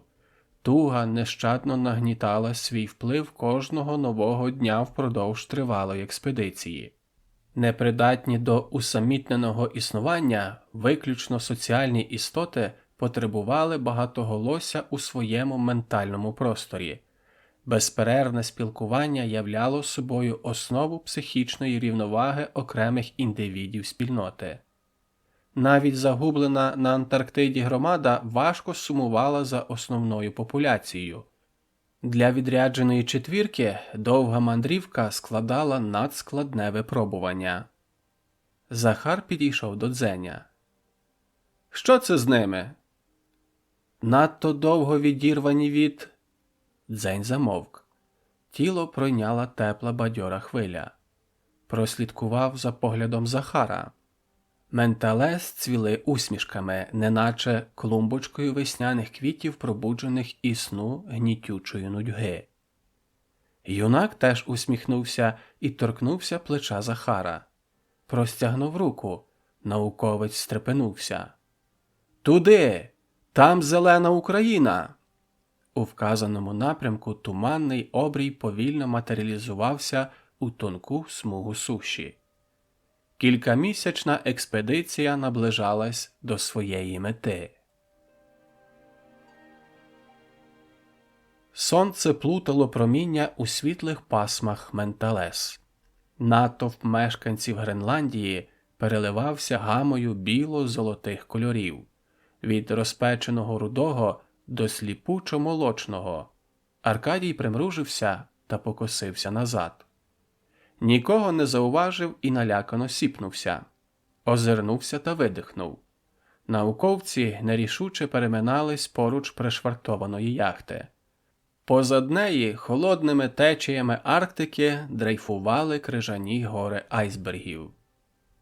Четвірка аріїв, що прибули разом з науковцями, зникла. Аркадій спробував відшукати їхні обличчя серед юрби місцевих, але втонув у відтінках блакитних поглядів. Арії розійшлись в живий коридор. Гості рушили. Захар вкотре зашпортався і автоматом притримав на носі окуляри. Мар'ян іронічно усміхнувся, зирнув на Аркадія та взяв керівника експедиції під руку. Захар не опирався. Надалі уважно вглядався в оголені тіла Homo mentalis, не звертаючи уваги на напрямок руху. Діти та підлітки аріїв вирізнялись зростом. Старше покоління – молочно-сивим волоссям та дряблою шкірою. Жодних ознак ожиріння чи надмірної худорлявості. Захар потер долоні, свербіли у прагненні детальніше дослідити так добре складені статури. Аркадій перезирнувся з Мар'яном. Навзаєм усміхнулись. Пройшли через парк.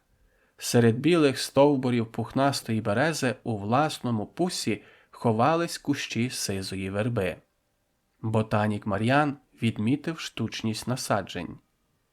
Вдало продуманий ландшафт творив собою логічний лабіринт стежок та клумб, ненав'язливо означених насадками папороті. З'явились перші будівлі, житлові масиви.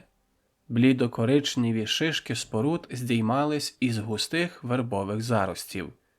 М'який пух рослин творив подобу ватної підстилки. В ньому примарно губились зелень листя та дрібне гілля. Ламані стіни будинків складались із правильних п'ятигранників. Скидалось, що кожен дім викладений із додекаедрів. Аркадій насупився в задумі. Це нагадувало гігантські гнізда диких бджіл. Примітка. Додекаедр – об'ємний правильний 12-гранник, грані котрого у формі з п'ятикутників. Архітектурний ансамбль оточував площу. Дивовижні конструкції закручувались у чаруючі сюжетні рішення. Супровід розсіявся, і Дзень, керуючись знаннями спільного мислення, впевнено повів науковців всередину палацу. Ні ззовні, ні зсередини стіни не містили жодних візерунків. Півпрозорі, матові п'ятикутні плити стикувались одна з одною під чітким, однаковим кутом. Внутрішні приміщення підтвердили враження Аркадія щодо вулика. Просторі багатогранники громадились один на одному і складали систему об'ємних стільників. Переходом між суміжними додекаедрами слугувала відсутність однієї або двох спільних граней.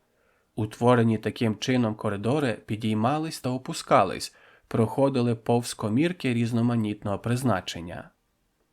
Поодинокі менталес вправно рухались похиленими поверхнями, минали гостей, усміхались та підморгували одночасно двома очима – знак вітання. Захар вивільнився від Мар'яна та підступив до кута, провів нігтем по стику. Викотив нижню губу, дивуючись ідеальному шву. Постукав кісточками по блідо-коричневому матеріалу. «Кірамо віск!» – промовив Дзень, продемонстрував свій сколотий клинок і додав. «Скло кераміка!» Увага очільника експедиції перемістилась на юнака. В розсіяному погляді читалось питання. Дзень пояснив. «Місцеві технологічні здобутки!» Лукаво усміхнувся одним кутиком губ. «Тут, виявляється, теж є своєрідна наукова секта». Науковці перезирнулись. «І щось на кшталт промисловості», пробурмотів швидше сам собі, ніж співрозмовникам, Аркадій. Мар'ян підтис губи і схвально кивнув. Захар надалі розсіяно почісував сиву щетину бороди. Рушили далі. Сонячне сяйво розтікалось по напівпрозорих стінах, переливалось танцем під візуальну мелодію відблисків, і гості несвідомо прислухались, намагаючись вловити мотив. Огортало відчуття затишку та тепла. Посеред центральної зали, котру утворював десяток об'єднаних комірок, делегацію зустріла жінка. Золотий водоспад її волосся каскадами спадав додолу. Розтікався потоками до стоп 4 менталес позаду. Науковці впізнали своїх супутників по мандрівці. «Алла!» Дзень непомітно для себе висловив думку вголос. «Хто?» – перепитав Аркадій. «Мати!» «Це твоя мати?» Захар відверто розглядав божественну статуру центральної постаті. «Наша мати! Мати усіх аріїв! Мати зеленої України!» «Матка колонії?» Аркадій здригнувся від власних слів. Дзень не почув запитання. Думки його полинули серед потоку єдиного мислення. У хмарах образів почали оживати події, зливатись та доповнюватись навзаєм. Знання об'єднались. Четвірка загублених менталес почали свою оповідь, і у свідомості Дзеня відтворилась повна картина того, як група аріїв відірвалась від загальної популяції, заблукала в океані та опинилась на теренах Антарктиди. Початок. Історія загублених. Бригада Менталес сколола з айсберга чергову брилу, і крижаний брикет зіслизнув у воду. Останній фрагмент долучився до мерзлої мозаїки. Артіль зігнала льодові плити в подобу стада, і 200 аріїв склали свій склокерамічний інструмент та почали перегонку законсервованої прісної води на оазис – зелену Україну. Менталес розійшлись по краях зовнішніх плит. Довгими воскокерамічними веслами скерували рух брил. Холодні арктичні течії швидко сковували між собою крижані фрагменти, і рухомі, наче живі уламки льоду, перетворились на суцільний масивний плід. Рушили. Сонце мружилось холодним промінням. Мляво спостерігало за колективною роботою. Менталес піднесли голови. Світило насупилось. На його обличчі проступили суворі риси. Перші прояви безпричинного гніву. Внутрішні ядерні процеси роз'ятрили палаючу кулю. Поверхня вивергнула гейзери електронів. Вогненні язики закрутились вихорами в короні розжареної сфери. Менталес зачаровано спостерігали за багряними спалахами на тілі сонця. Грибки припинились. Весла безпорадно завмерли в руках.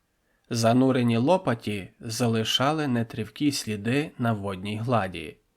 Океан зблиснув відображенням сонячного вибуху.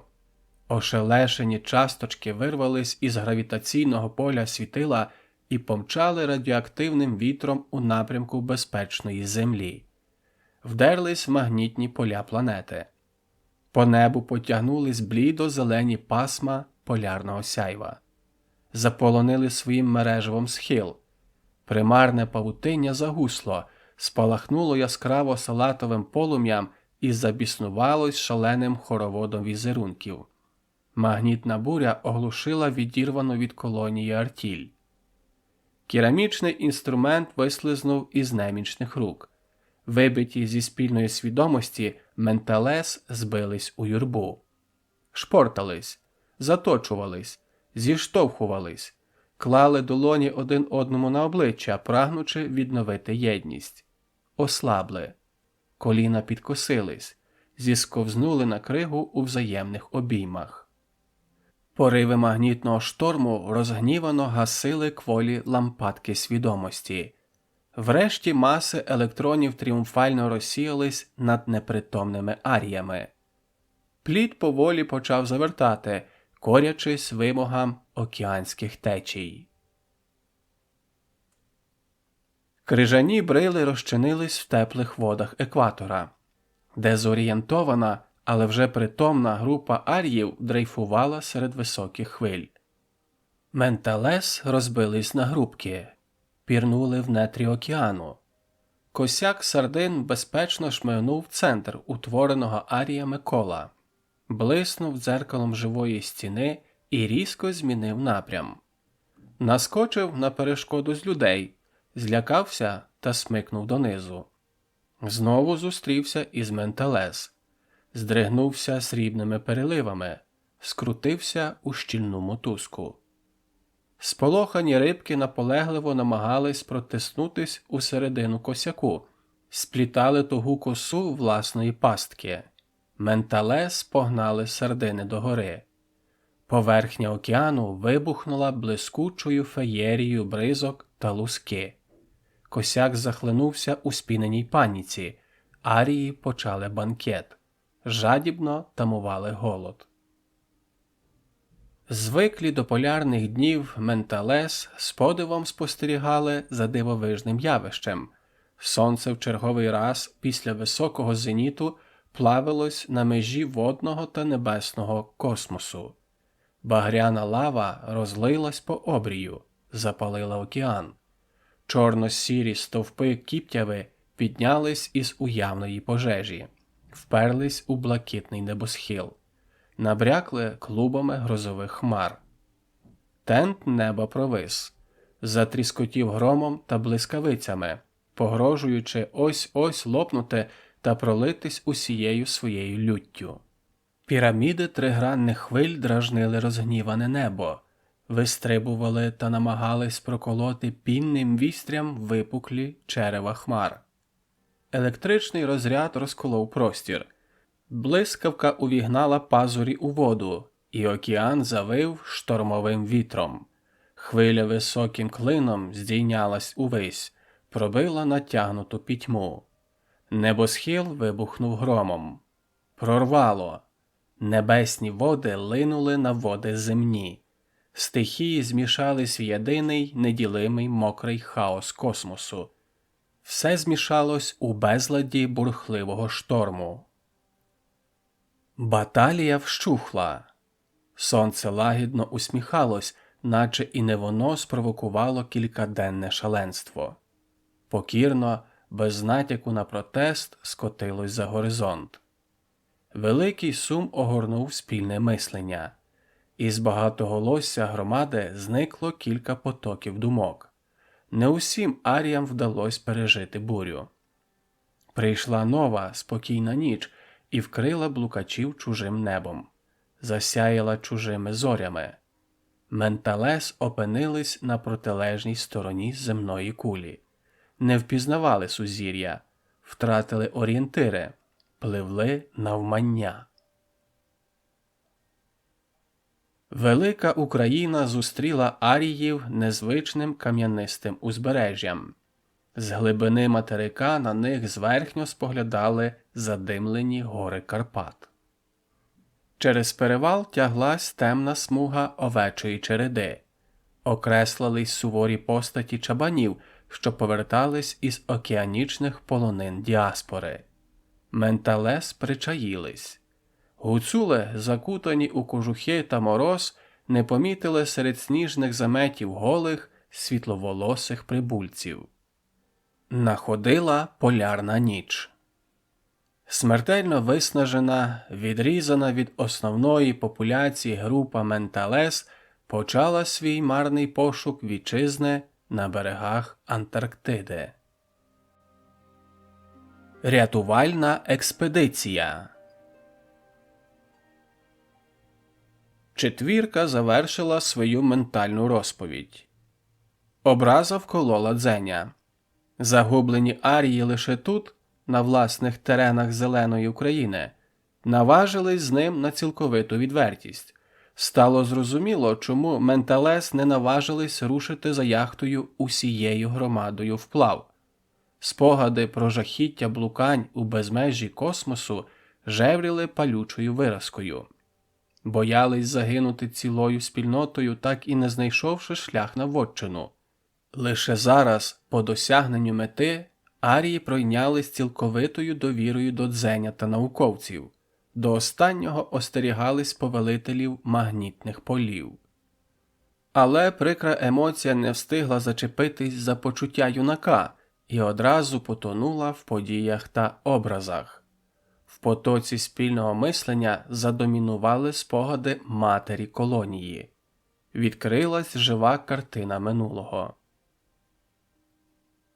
Попри втрачений ментальний зв'язок, туга за співвітчизниками вказувала мешканцям Зеленої України на те, що 200 зниклих аріїв живі, принаймні частина з них. Численні експедиції не давали результатів. У марних пошуках спливали полярні дні та ночі. Рятувальні бригади виходили далеко за межі ментального контакту, нехтуючи ризиком заблукати серед айсбергів, плавучих лабіринтів Арктики. Пошукова група поверталась. Холодна течія несла їх на брилі льоду до берегів Зеленої України. Крижані гори розступились, і на горизонті загойдались розмиті човни чужинців. Популяція замислилась, завагалась. Мандрівники однозначно прибули з іншого суходолу, невідомого Менталес материка. Ймовірно, саме туди води космосу прибили загублену артіль. Врешті колонія прийняла важке рішення – відрядити рятувальну бригаду у невідомість. 13 чоловіків і 13 жінок весь склад групи, покинули льодовик та пірнули у воду. Популяція Зеленої України втратила з ними контакт. Менталес наблизились до мисливців. Неясні образи човнів перетворились на уміаки із костей та шкур. Діаспора прийняла духів Арктики – дітей сілля. Арії швидко визначили мету ескімосів і долучились до загальної справи. Почалось епічне полювання на драконів, що назавжди увійде у фольклор канадців. Про цю зустріч Дзень уже чув із уст Тадібєя. Шаман лукаво усміхався, спостерігаючи за синхронними діями надвитривалих менталес. Плекав надію влити кров великих мисливців у свій ізольований етнос, з'єднати в єдине плем'я потомків сілля та нащадків діаспори, людей і духів, створити нових українців. Скелі Криму зруйнували амбітний план шамана.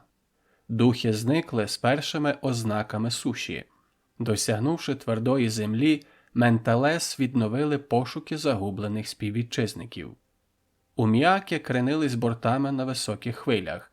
Канадці втомились чекати і, зрозумівши, що діти сілля не повернуться, рушили в керунку діаспори.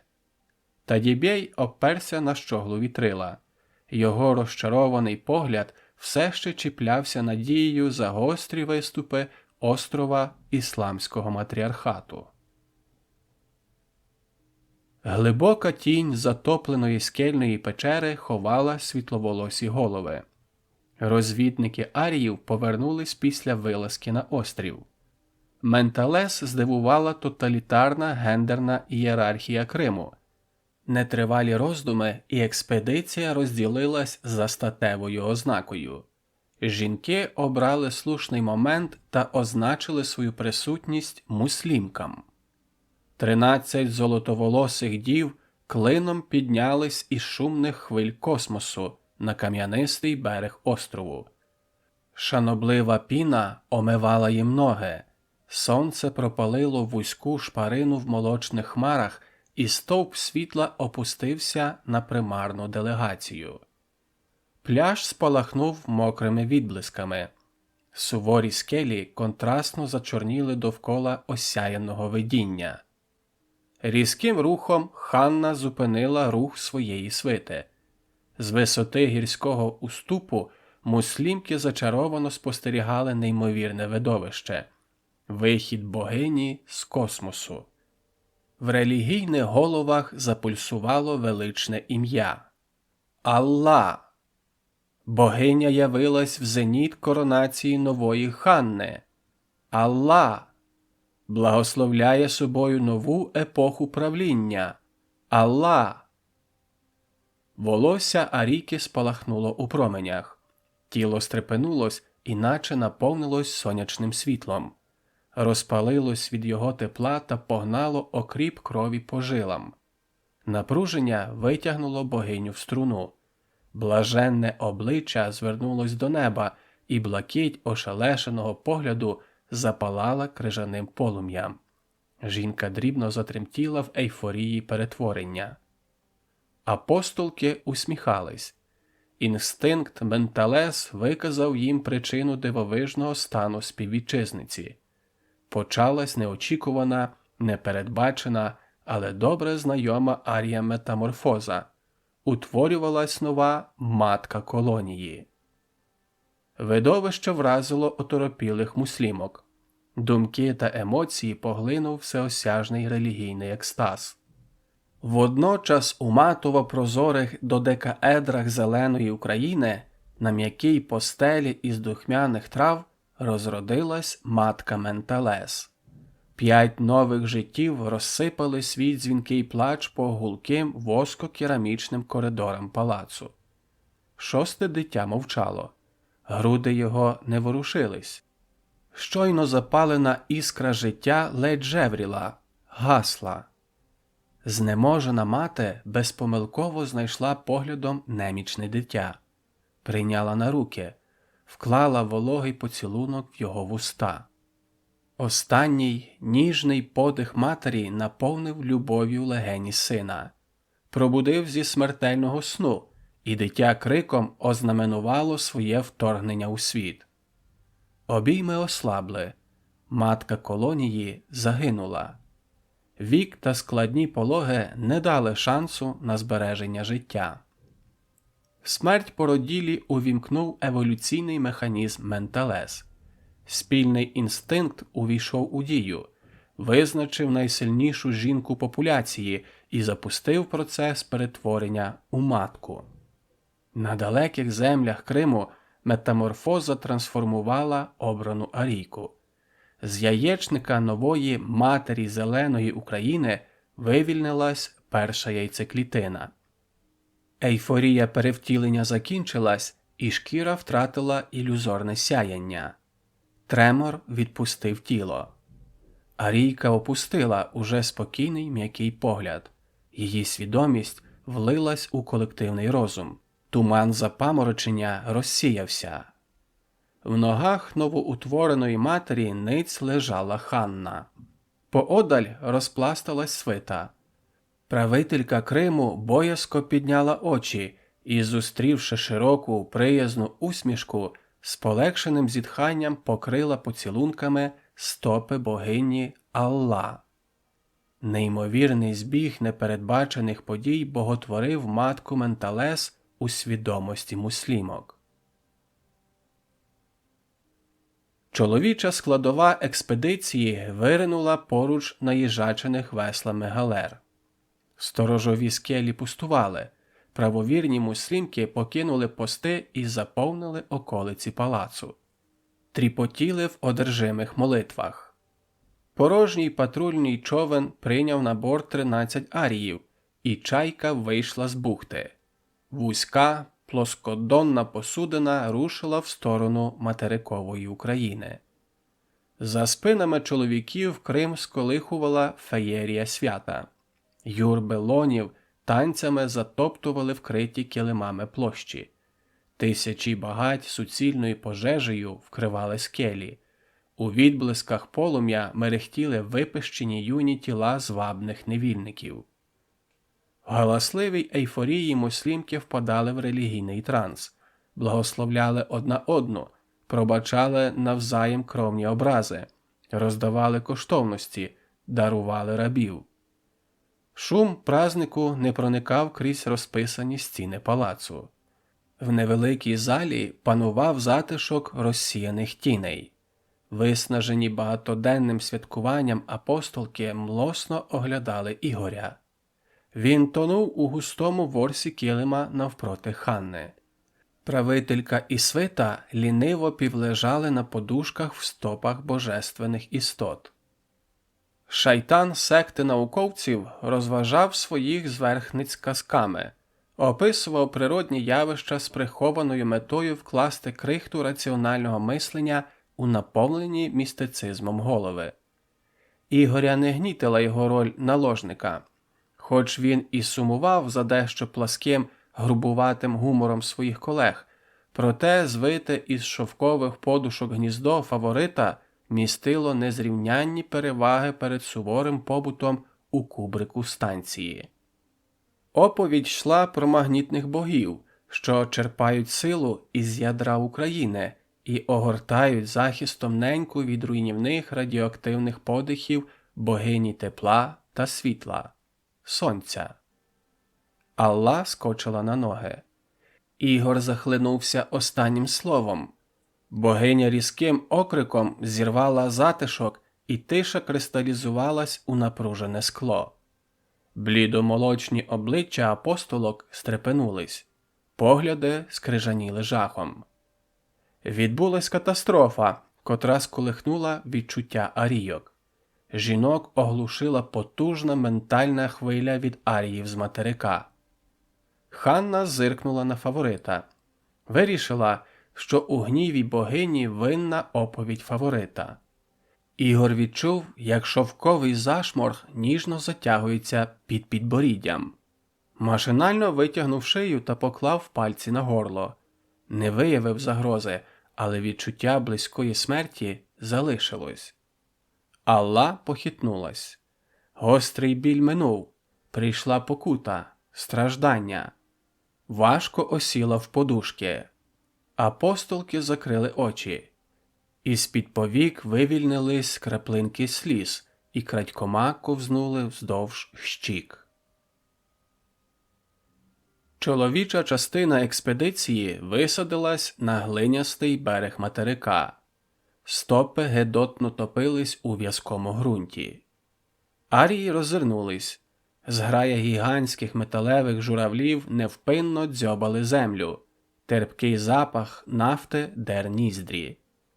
Праворуч, вдалечині, небо підпирали сиві клини Карпатських гір. Засніжені вершини курились світлими хмарами. Ліворуч, неподалік, заманював електричними вогнями Едем. Інстинкт Менталес вихоплював ледь-ледь відчутний контакт. Загублені Арії поруч, зовсім поруч, десь тут. Зв'язок із острівною жіночою частиною експедиції давно поглинув океан. Чоловіки повагались і зробили фатальний вибір. Надали перевагу звабним вогням земного раю перед суворими, непривітними горами Карпат. Рушили до освітленого електрикою міста. З мурів Едему стражники уважно спостерігали за рухом палаючих голів, поплічників Люцифера. Позаду вартових виросла темна постать кардинала.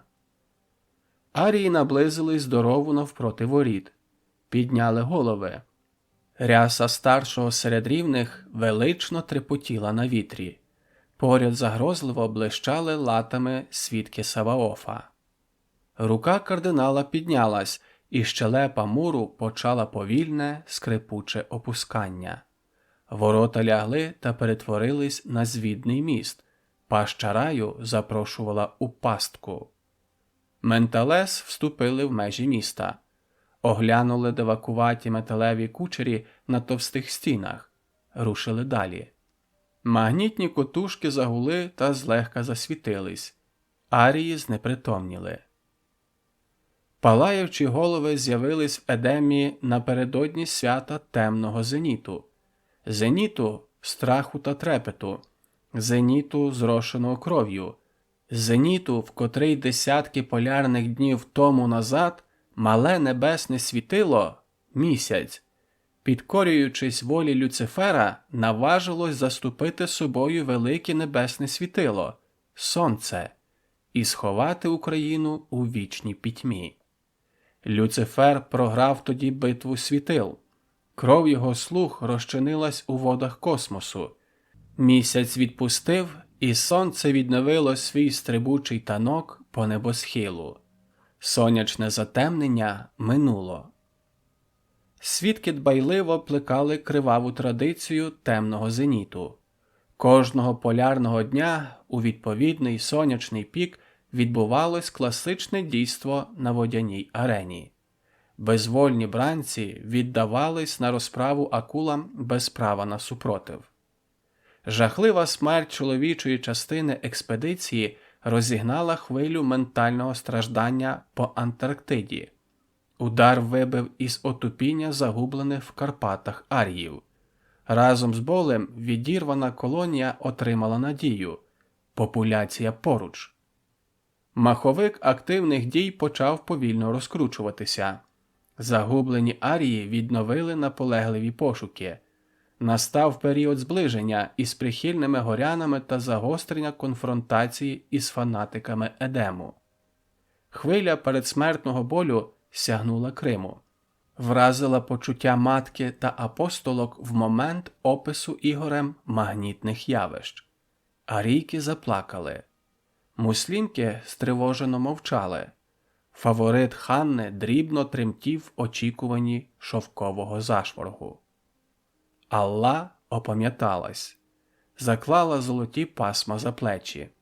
Апостолки втерли обличчя. Поринули в об'єднані роздуми.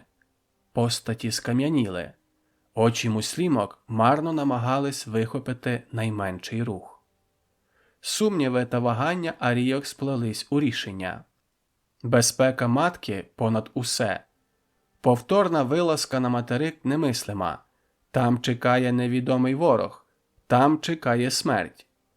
Озброєний вихід загонами муслімок неприйнятний. Такий крок здатний спровокувати кривавий конфлікт. Лише мир на острові Ісламського матріархату гарантує цілковиту недоторканність Алла.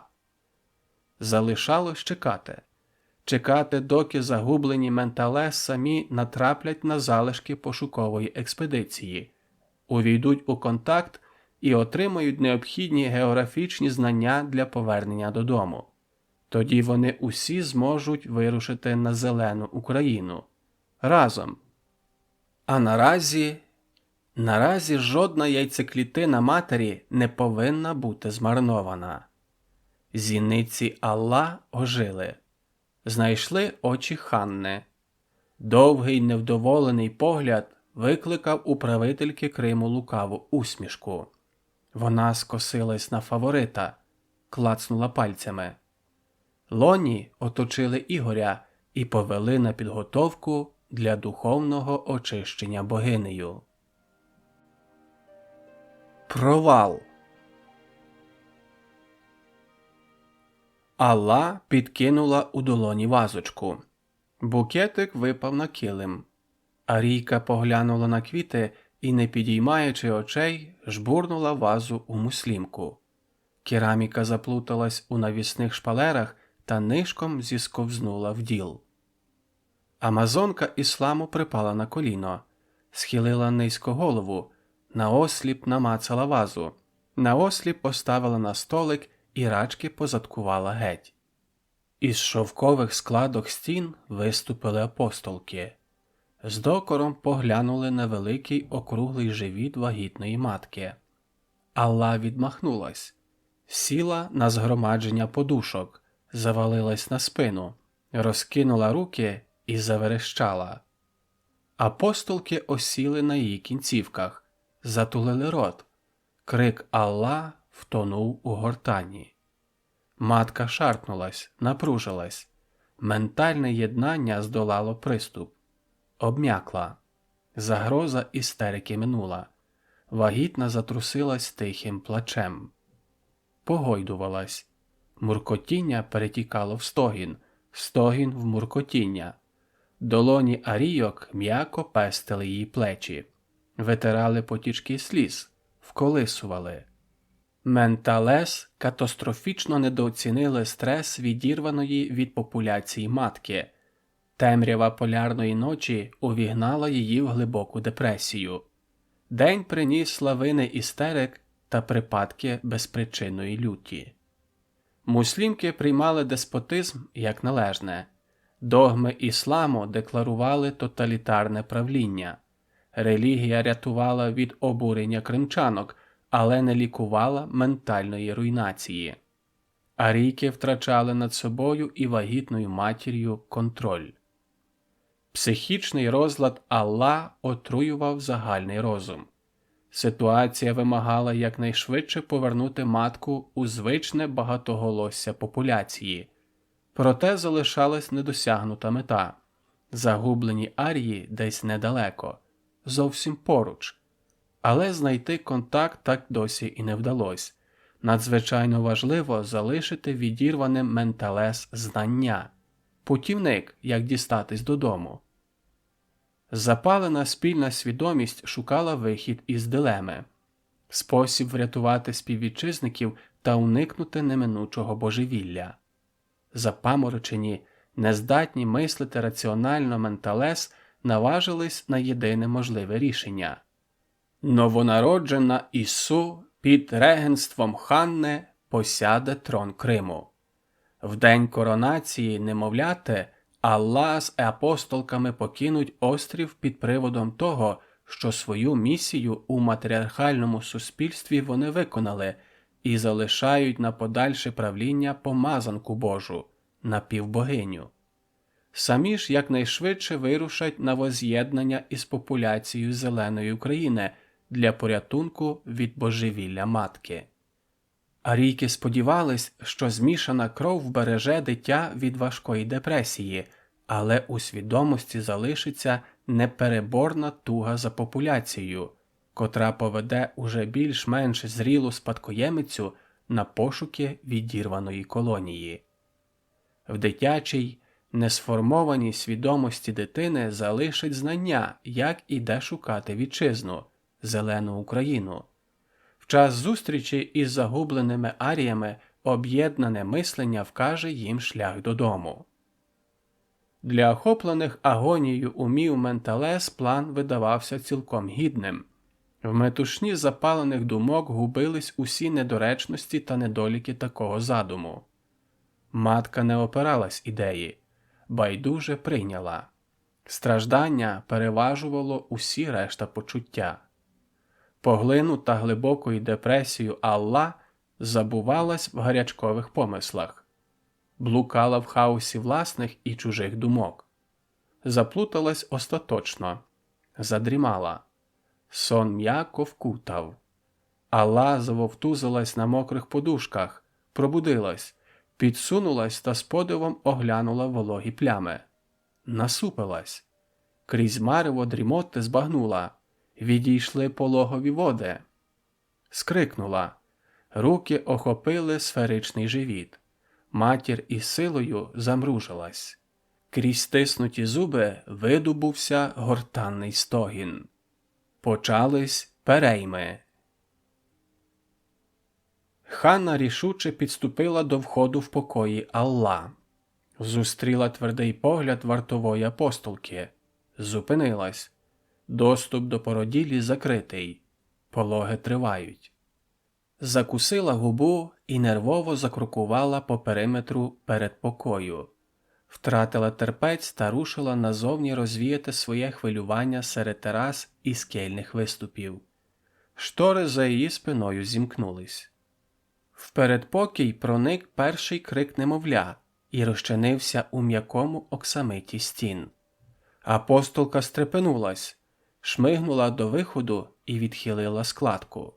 Ханна віддалялась. Роздратована правителька залишилась глухою до дитячого плачу. Шум не долинув до її вух. Арійка завмерла, вплетена у спільний розпач. «Хлопчик!» Обрушилось усе, весь задум. Вартова продовжувала вглядатись у високу, гордовиту постать володарки Криму. Різкі тіні контрастно виділяли вольовий профіль. Лезом погляду Ханна розсікала перед собою шлях. Без сумніву. Ісу чекала смерть. Аллу – втрата авторитету.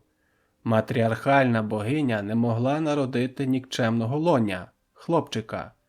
Розкриття правди накликало непередбачувану і, ймовірно, жахливу реакцію фанаток ісламу. Уми Менталес гарячково спалахнули. Спільні думки заметушились. Приховати стать? Як? Викрасти галеру та негайно покинути острів з немовлям. Залишити загублених аріїв на призволяще з надією, що вдасться згодом спорядити нову експедицію. Рішення. Негайне рішення. Вартова зімкнула штори. Поступила назад.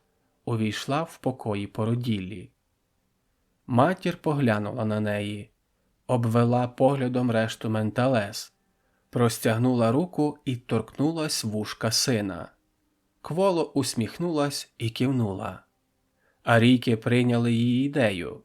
Зважились.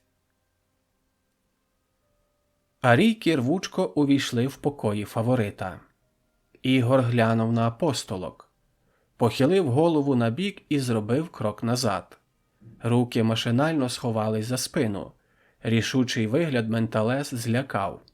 Візит не викликав враження приємної несподіванки від завжди бажаних гостей. Чоловік рвонувся вбік і заборсався в полоні міцних рук. На шию лягли долоні. Стиснули. Ігор витріщився, задихаючись. Тверді погляди викрадачок поступово розчинились блакитним туманом непритомності. Холодні бризки вивели із забуття. Ігор примружився. Щось темне промайнуло і знову оросило обличчя холодною бадьорістю. Покривився. Біль в попереку остаточно повернув у реальність. Дно чайки не позиціонувало себе як комфортне ложе. Сів. Обидві апостолки смикнули кутиками губ і налягли на весла. Вкотре обдали бранця бризками. Ігор озирнувся. На кормі, вкутане у сірий шовк, ворушилось немовля. Хапало ручками невидимі нікому крім нього зорі. Ісу розважався власною уявою. Сміх сина розтягнув усмішкою батькові уста. Човен впевнено наближався до берега. А ріки озирались. Пісок узбережжя ніс на собі очевидні сліди частої людської присутності. Незрозумілі для Менталес конструкції соляних плантацій тим не менш однозначно свідчили, що вони не залишать Ібіса із сином на голодну самотню смерть. Поряд існувало поселення. На мілководі Менталес збентежились, зморщились та похилили голови. Посудина задрейфувала. Зусиллям волі арійки опанували себе, зробили грибок і одразу впали в ступор. Ігор вдивився у напружені очі викрадачок. Концентрація боролась з порожнечею. Підняв погляд до неба. По блакиті розтікались півпрозорі смуги полярного сяйва. Швидше чуттям, ніж розумом, Ігор збагнув, що апостолки впадають у пригнічений стан під впливом магнітного поля. Бранець боязко відібрав весла і зробив кілька обережних грибків до узбережжя. Погляди арійок спорожніли. Чоловік не мав бажання вникати у незрозумілі задуми ошелешених жінок. Скористався моментом для втечі. Огорнутий страхом, боязко перекинув ноги через борт і зістрибнув у воду. Холод скував судомами м'язи. Ігор, долаючи біль судороги, змусив себе рухатись. Нагнувся над човном та прийняв обійми дитину. Зирнув на викрадачок. Ті бездіяльно спостерігали за рухами чоловіка. В'яло водили головами. Ігор не зволікав. Не задумуючись, що його чекає попереду і яким чином він добуватиме собі і сину їжу, кинувся до рятівного берега. Уже шпортаючись в пісках соляних плантацій Донбасу, озирнувся. Течія віднесла човен у відкритий океан, а ріки отямились і на подив Ігоря не стали його переслідувати. Рушили у керунку Кримського острова. В свідомість Ігоря назавжди закарбувався страх перед незрозумілим, непередбачуваним та схильним до істерії світоволосим плем'ям. Чоловік роззирнувся. З глибини суші наближався караван із людей та черепах. Зникнення шайтана Ібіса та викрадення ним спадкоємиці Ісу занурив Крим у глибокий шок. Серця муслімок завмерли в розпачі. Депресивний стан Алла прийняли за біль втрати. В оточенні апостолок вона демонстративно покинула острів, залишаючи правовірних у глухій безнадії коли-небудь повернути собі милість великої богині. Щойно галера із божественним екіпажем вийшла з бухти, її наздогнав разючий лемент. Мовчазний відчай муслімок змінила шалена лють. Ханна втратила контроль над емоціями. На острові закипіла кривава розправа над безневинними лонями. Чоловіків звинуватили у сприянні Ібісу. Повальні катування не дали результату, і таємниця зникнення шайтана не розкрилась. Одурманена гнівом та ненавистю, Ханна впровадила обрізання язиків. Відтоді лоні втратили право на мову. Оповідь матері закінчилась. Дзень вдивився в її обличчя. Широко усміхалась на його пильний погляд. Очі світились розумом та спокоєм. На теренах зеленої України зусиллями колективної свідомості матір повернула собі душевну рівновагу. Юнак занурився у власні думки. В образах проступили тривожні очі батька, уривки розмов з Асером. До Ігоря дійшли чутки про розправи в Криму, і він вирішив, що тортури провели з веління біловолосих зверхниць. Це укріпило його страх перед Ментелес. Решта спогадів стосувались вражень пролетарського дитинства. Дзень збагнув критичну помилку кримських арійок. В хворобливому запалі та метушні вони не вклали в його свідомість маршруту до Зеленої України. Ур, нетактовно проявив ознаки життя Захар. Картина минулого розсипалась. Дзень подивився на розгублених науковців. Ти, прошепотів Аркадій. Дзень оглянув пусту залу. Ментелес зникли. Розтер кулаками очі, наче щойно прокинувся із глибокого сну. Ще раз прислухався до ментального багатоголосся і зі смаком облизав губи. Поманив науковців жестом. Рушили за ним. «Нас запрошують до трапези», – пояснив дорогою. «То не зашкодить», – нагнав Дзеня Аркадій. «Що ви там стільки думали?» «Довго розповідати, то не наче серце». «Я сподіваюсь, тут не рибна дієта?» Аркадій озирнувся за стрункою постаттю арійки. «Здебільшого мед і прополіс». Аркадій відірвав очі від жіночих сідниць та зирнув на Дзеня. «Скупувато!» Вийшли в сад. «Що далі?» – спитав Захар і поморщився від солодкого нектару. «Далі до України», – відповів Дзень, – «тобто Антарктиди. А там якось потрібно буде придумати масову переправу усієї колонії сюди». «Так я от про це». Захар вийняв окуляри, протер шкельця і уважно вгледівся у воско-керамічний матеріал стільниці. Пошкрябав його нігтем та повернув погляд Дзеню. «Я би волів залишитись».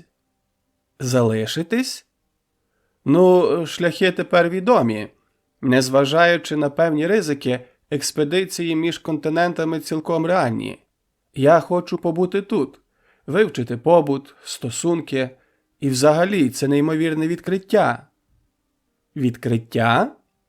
Дзень закинув у рот медово-воскову жуйку. «Для людства?»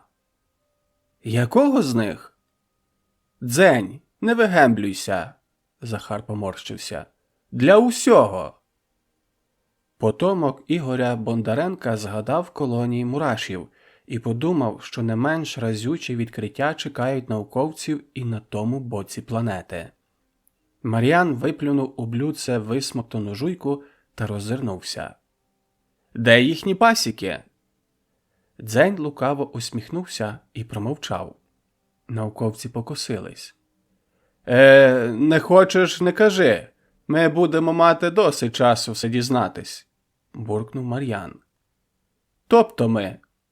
Дзень поблукав поглядом між науковцями і зупинив його на Аркадії. «Ні-ні», – заперечив той. «Я вірний шкіпер своєї шхуни. Я повертаюсь». Смикнув головою у напрямку узбережжя та продовжив. «Хто б не виготовляв мед, а я думаю, що це не бджоли, а самі Ментелес його продукують. Нехай його ботаніки та антропологи їдять», – зирнув на колег. «Я чоловік традиційного виховання, механік. Хочу дружину, діточок, а тут на ціле плем'я одна репродуктивна самка». «Аркадію!» – Захар від обурення вигнув спину. «Ай!» – відмахнувся. «Я просто не потягну такої щільної конкуренції». Аркадій зітхнув і знову глянув на хвилі океану. Продовжив. «Тому додому, у теплу, добру латинську Україну, на сватання, там дівки, з перцем, вогонь». випив залпом нектар і поморщився від концентрації солоду. В пам'яті Дзеня сплинули жовто-смарагдові очі Амарільї. Він всмоктав губи і потупив погляд. Аркадій зирнув на юнака і здогадався, що у Дзеня є певні сердечні асоціації з латиною, але промовчав. «Дзеню!» – Захар торкнувся його плеча. «Ти висади того шкіпера-механіка в Криму, хай набереться досвіду. Звідтам ти і без капітана доберешся». Засміялись. Епілог. Повернення. Тадібей підняв залишки брів, і вони втонули у зморшках чола. Очі розширились, та, можливо, вперше за життя шамана натякнули на свою сферичну форму. Дзень усміхнувся. «Тадібею, я знаю шлях на батьківщину дітей Сілля. Вони прагнуть повернутись». Шаман відірвав погляд від юрби голих менталес. Мерзлякувато поправив парку.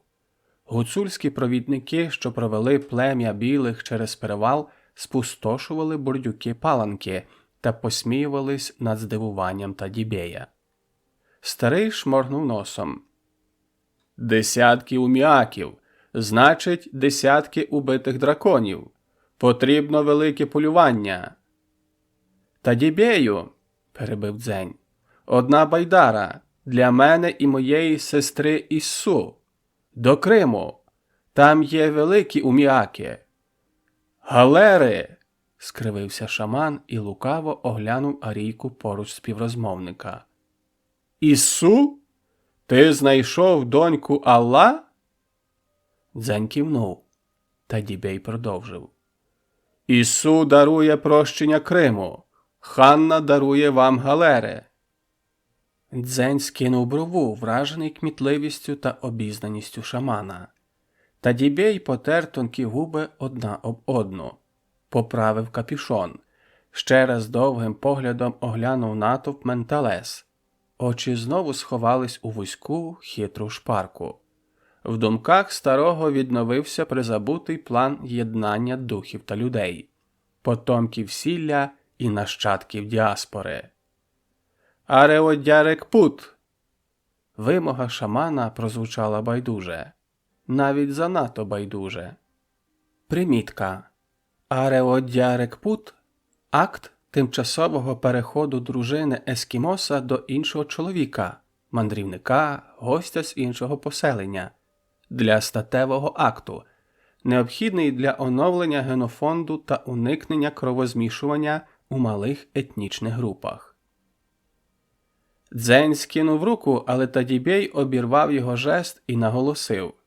«Обов'язок гостя!» «Чому має бути лише одна колиска нової України?» – подумав Дзень, згадуючи про асиміляцію донбастів із мурашами. Арії не заперечували вимозі Тадібея. Розділились. Чоловіки скерувались до Яранг, де їх уже чекали дружини ескімосів. Арійки, нездатні до репродукції, розсипались по узбережжю. Тадібей жестом запросив Дзеня слідувати звичаю і отримав категоричну відмову. Серед нагих менталес недолуго виділялась вкутана у грубі кожухи постать.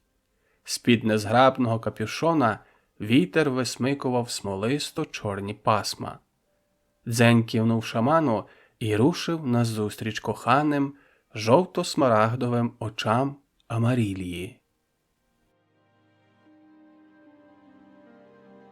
Підтримайте наш канал на канапі. Підпишіться.